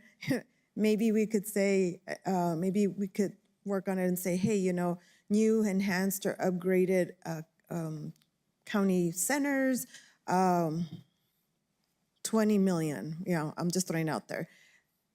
I don't know how the other commissioners feel with the entertainment facilities, but obviously in my district, from Vado all the way to Anapra, everybody feels like that's just a waste of their taxpayer money because they are not going to go to the fairgrounds.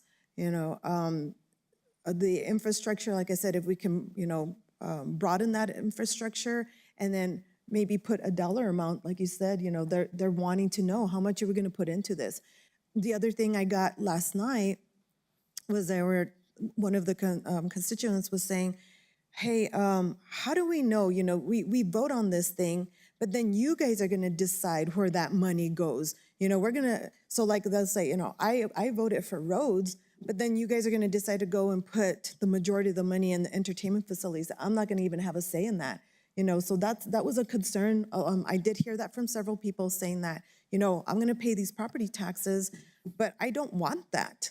And, how can you assure me how much is going to go in to what? So I just wanted to share that.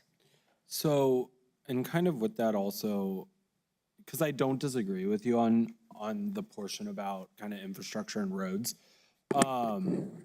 I think that there's a path forward, though. I mean, we did do the road, well, during the work session, we were presented with the information last week, kind of that highlighted the roads that were in need of repair, also private road adoption for the needs of utilities, so on and so forth.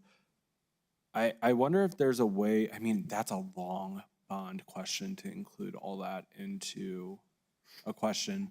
But I mean, we are used to bond questions being a paragraph to 2 paragraphs long. So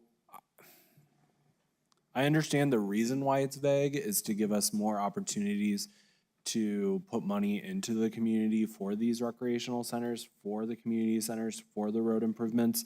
But I'm also wondering if there is a path forward that does highlight, whether it's through the Go Bond website that highlights exactly where we're putting the money, the road initiative, and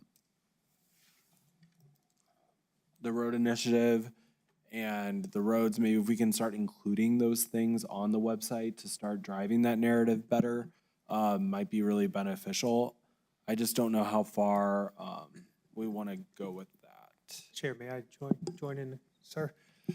Great feedback from everyone. Do appreciate it. I agree on everything you're saying regarding some of the wording. I think we're still early in the process.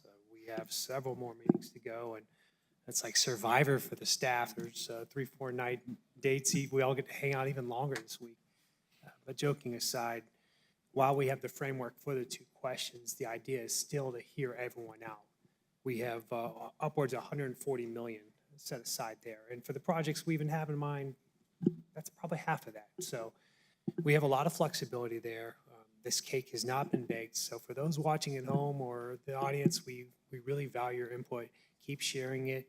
It is having us pivot and stay on our feet. But the reason we don't have it's college football season soon, a top 25 or something like that nailed down is because we don't want to get ahead of the voters. And it's this delicate chicken and egg dance. And that's just my 2 cents. Mr. Chair? Yes, Commissioner Reynolds. Thank you, Mr. Chair.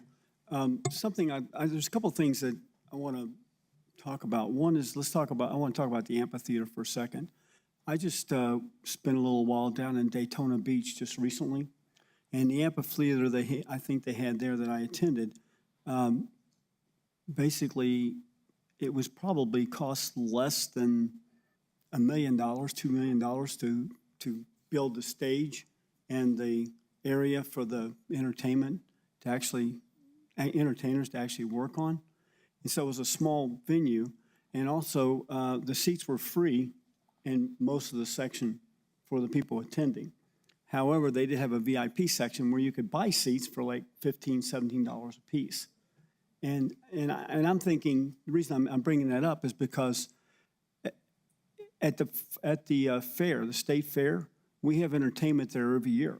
We have a band playing there every year. And yet there's no facility there, so we rent a stage each year for them to actually go in and perform. If in fact we had a minimal stage and free seating for people to attend an amphitheater out there, I think that would actually accomplish something that we're doing every year already at the fairgrounds. So I'm not saying people are envisioning an amphitheater of 20,000 people, 15,000 people. I don't think we should be looking at it that way. If we look at it like we're already providing the facility, it's just inadequate, that we build a minimal facility that'll actually accommodate local bands actually going out and performing and for free. And that way we can have a, Battle of the Bands contest here locally. We can have, lawn chairs available for people, which is what they had down at the beach. So I think what we have to do is readjust our thinking about, is this something we're already providing, and is this something we could use? But let's don't go whole hog on it and think we're going to spend $10 or $20 million on an amphitheater that nobody's going to use, and it's going to cost $100 a ticket to go. So I think when you think of an amphitheater, you're thinking of Los Angeles and the big amphitheaters there where they have, graded seats for everybody and concrete and hold 4,000 people. I think we need to take the time for a second here, and I think we got 2 weeks to do this, I think we need to back off and start thinking about what we're really trying to accomplish with this. And are we looking at a 12,000 seat theater, or are we looking at a 500 seat theater? And what's it really going to cost? And what I would recommend for this board and propose at this point is that we actually table this item till the next meeting and spend time trying to come up with a more comprehensive list of exactly what each one of these items are going to cover. That will accomplish what Commissioner Chaparro and Commissioner Gameros have both mentioned, is that our constituents are wanting more definition. And I think we should take this 2 weeks to try to figure out from our meetings how we can better box this into something that's presentable to everyone. And also with Commissioner Chair Salgio Hernandez saying that, we can provide a bond issue that's more than one page or one paragraph, so we can better define what we want to do with this money and put some more borders around it. So I don't think that we want to continue to decide today of how this should go. And with your all's permission, I'd like to make a motion. We move this to table this until the next meeting and spend the next 2 weeks actually better clarifying, identifying, and putting some more structure around these two items. Second.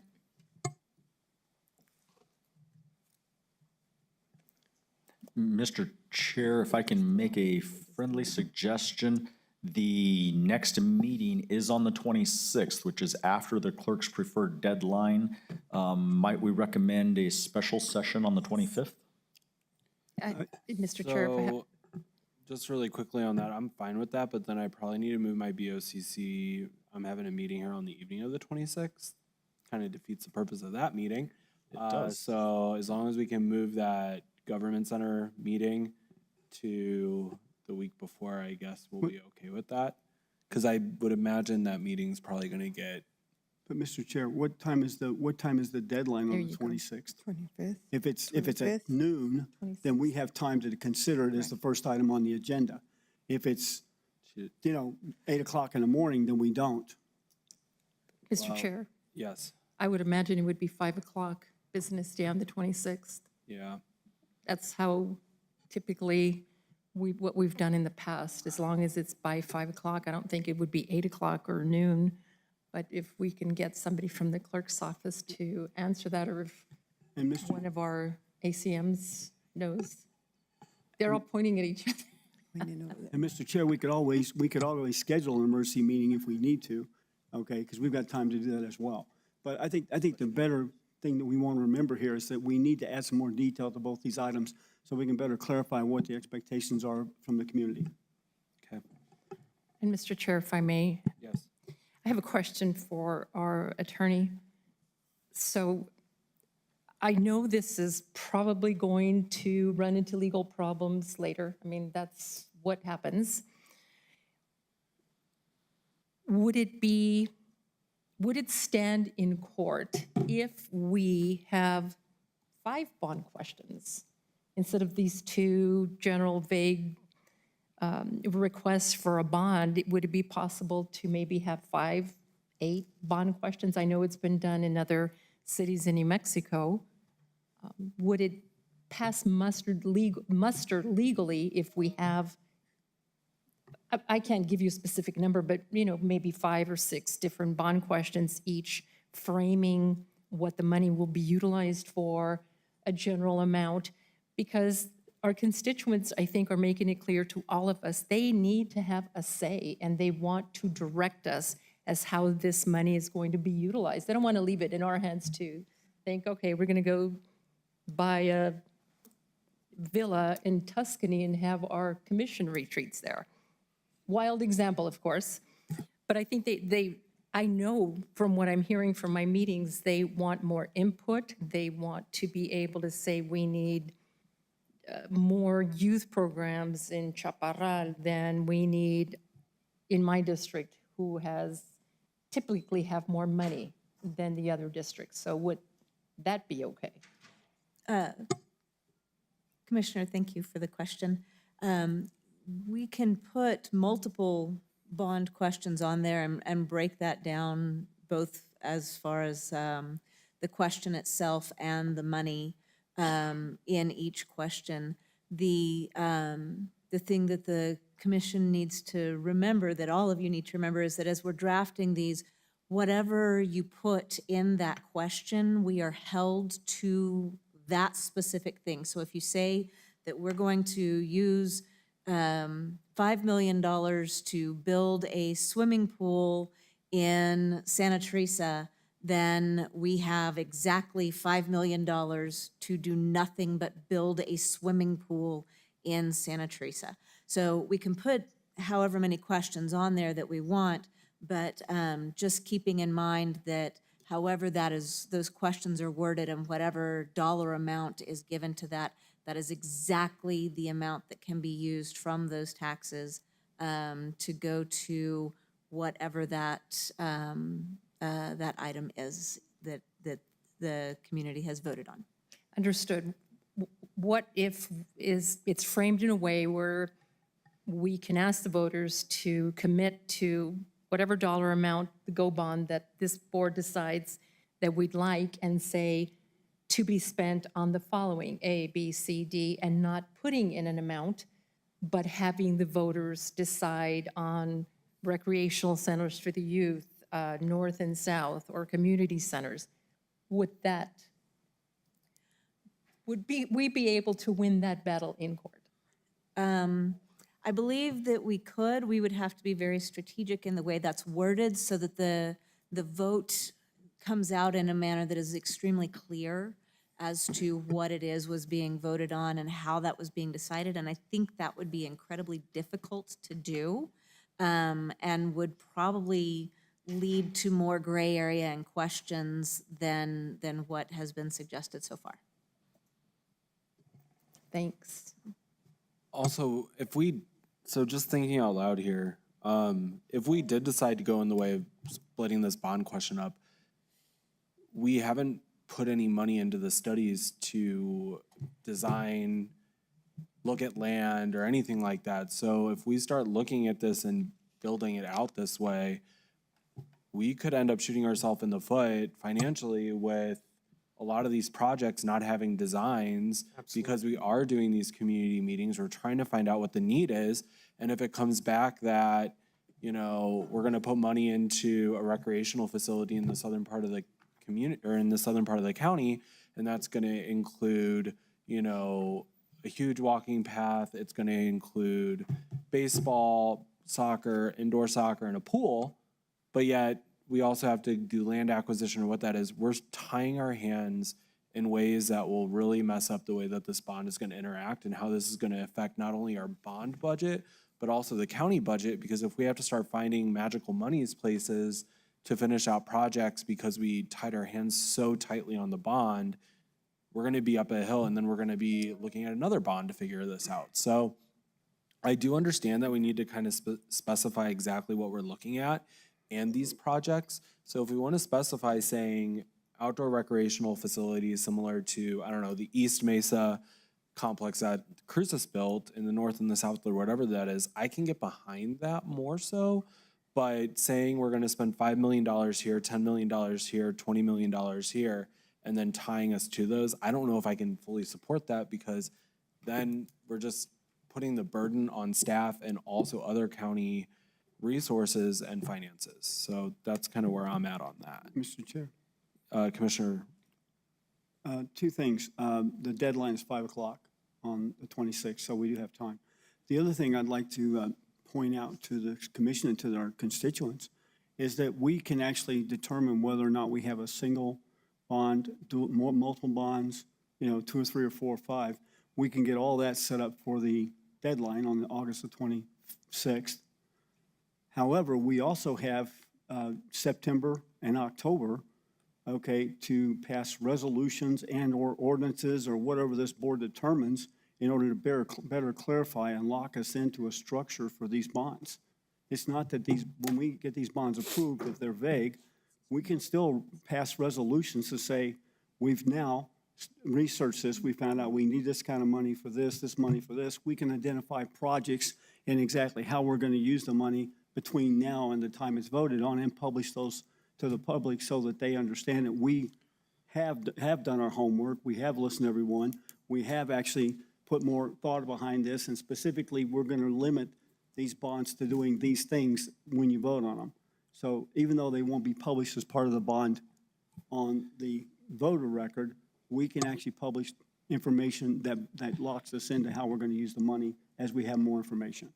So don't think that making a decision today or making a decision 2 weeks from now is going to lock us into how we're specifically going to spend all this money. And we have the opportunity to educate the public, still get information from the public, and better clarify how we're going to do it at a later date. Thank you, sir. Mr. Chairman?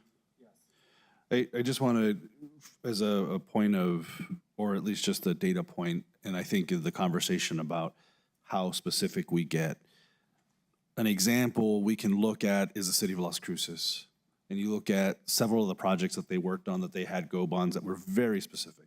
The one that I can probably speak a little bit better to is the new animal service center that was built. And they allocated a certain amount of funds to it.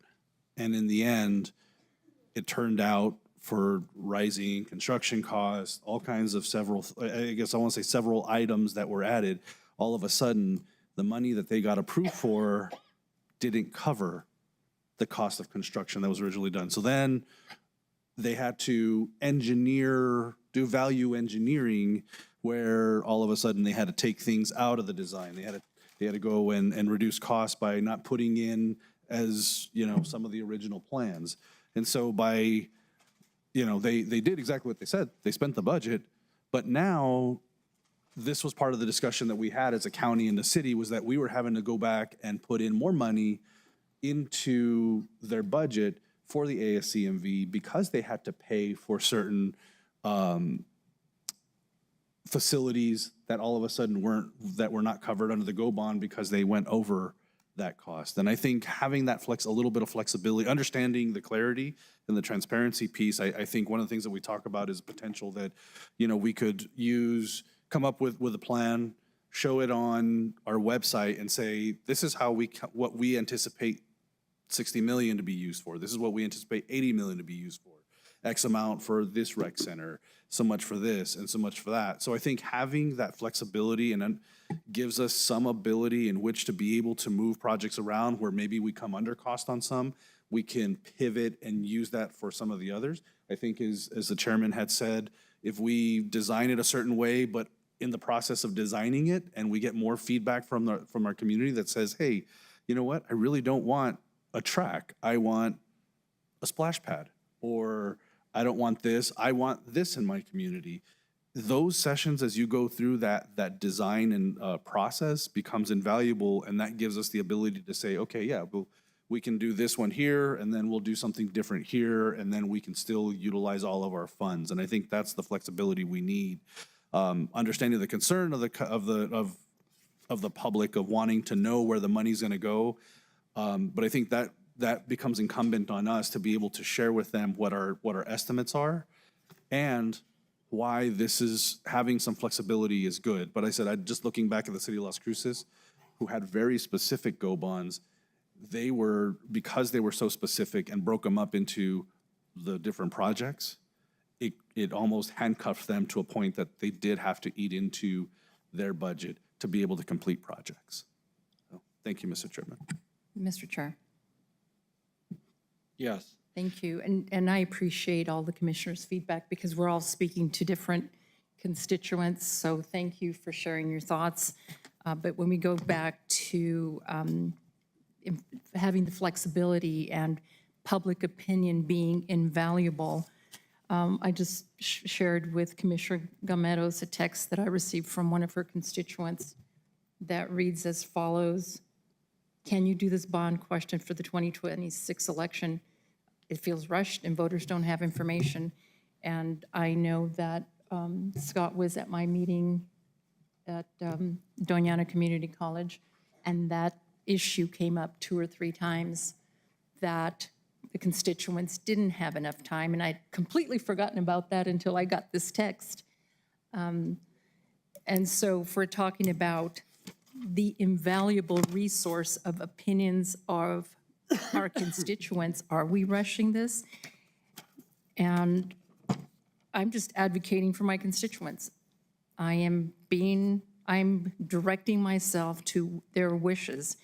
And Commissioner Sanchez, I understand the flexibility. I get it, because construction costs change and different needs need to be addressed, just like we had a pivot for Vado. I mean, that was a lot of money, and it's heartbreaking. And that was brought up at my meeting as well. So also another text I just received, the majority of taxes are being paid by the citizens of Las Cruces and not Doña County. I don't know what that means. I'll have to respond to it later. But we need to take all these things into account. If some of our constituents think it's being rushed through, Commissioner Reynolds, you were at our meeting. Some people had that feeling, and I think we really need to think about what we're doing and the manner how we're doing it, the money that is being spent. We're not racing to do anything. There is no emergency or crisis right here except for Vado at the time. And if we want to be more thoughtful and be more inclusive of our constituents, that might be best. Thank you. Okay. Mr. Chair? Just really quickly. Go ahead. We did have a second on the tabling this to the 26th. Is Yes, that we correct? did. All right. We had a So- motion by Commissioner Reynolds and a second by Vice Chair Chaparro. All right. So we are quite a bit off topic right now, since we do have the motion, the second on the tabling. So we do need to handle that first and foremost. So if anyone has any conversation about the tabling portion of that motion, we can hear it now. If not, I am going to ask for the vote on the motion. Mr. Chair, I'm sorry. I know we're going to be, this is to discuss the date, right, for that special meeting. I was just wanting to say I want to make sure that you have enough time, because you haven't started your meetings. Correct. And I feel like we need to hear from your constituents. So I do want to give that time for you to have And so, but they're picking the 26th instead of the 25th? It would have to be submitted to the clerk's office by 5 o'clock on the 26th. I will have to move my meeting, so the staff that are in this room that are listening, if you guys can please get my meeting switched over, because I do have the last meeting, which was supposed to be on the 26th at 6. If we can please move that to the 20th? Oh, that's 3 night meetings in a row, but let's just get it done. And that way we can figure out a meeting that works best for the bond questions coming forward, if that works. Mr. Chair, Macias?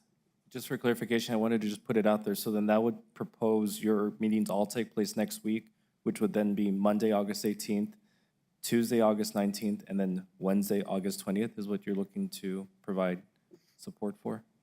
No one needs to sleep, we're good. I mean, that's the only option we have, honestly. Thank you, Chair. Okay. Mr. Chair, quick question. If the tabling motion passes right now, I believe that ends any further discussion at this point.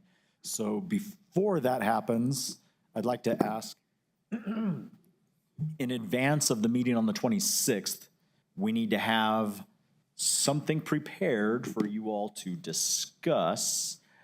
How do we gather that without quorum issues?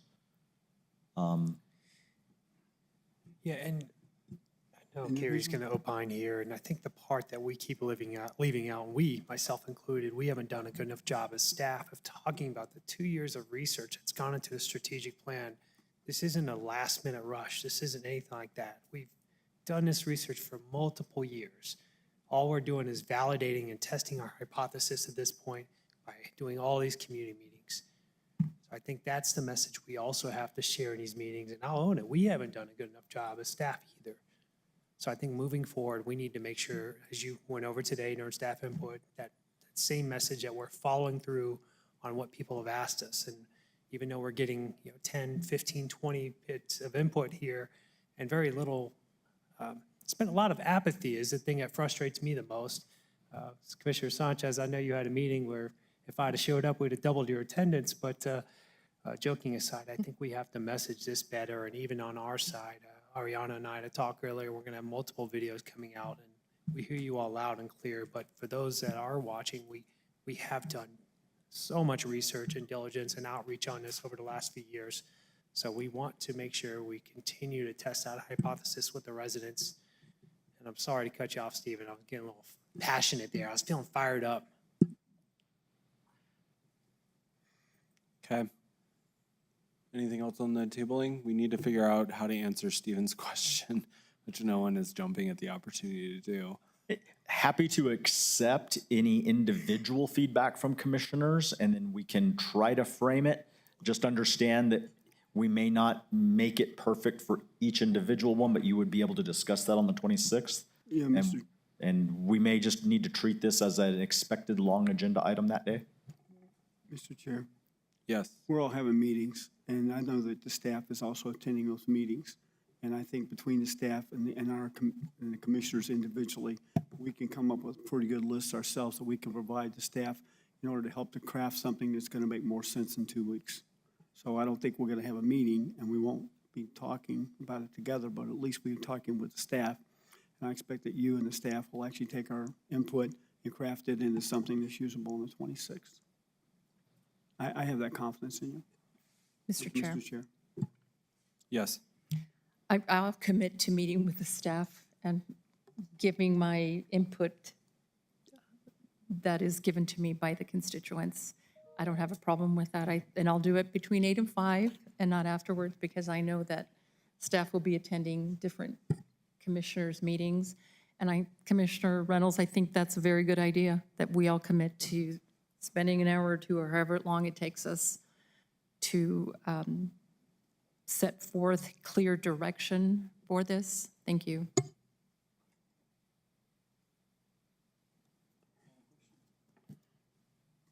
Okay. Brandy, if you can please take a vote on the tabling of this agenda item to a special meeting on when? I think the regularly scheduled board meeting on the 26th. That won't We work don't have a because board yeah, meeting on the the deadline's the 26th at 5 o'clock. We do not have one on the 26th? We do? We have a board. Well, I know we good to have. know it's happening to the meeting on the 26th. 14 days from today, 26th.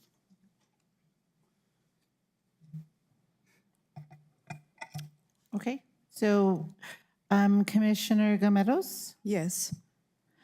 Commissioner Reynolds, Yes. Commissioner Sanchez, No. Vice Chair Chaparro, Yes. Chair Shaljo Hernandez. Yes. Motion carries. This will be tabled to the 26th. Thank you very much. Thank you, Mr. Lopez.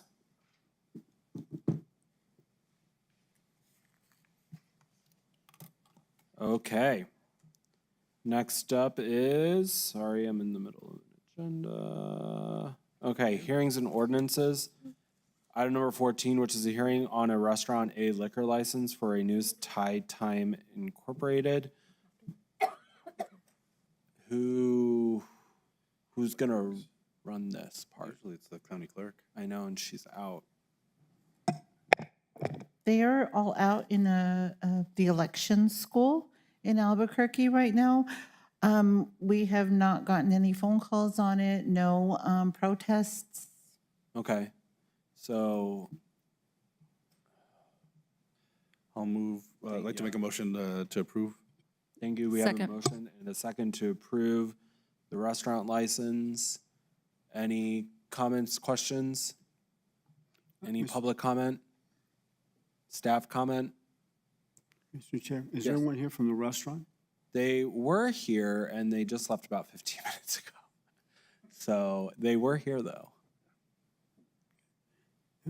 Well. Yeah, okay.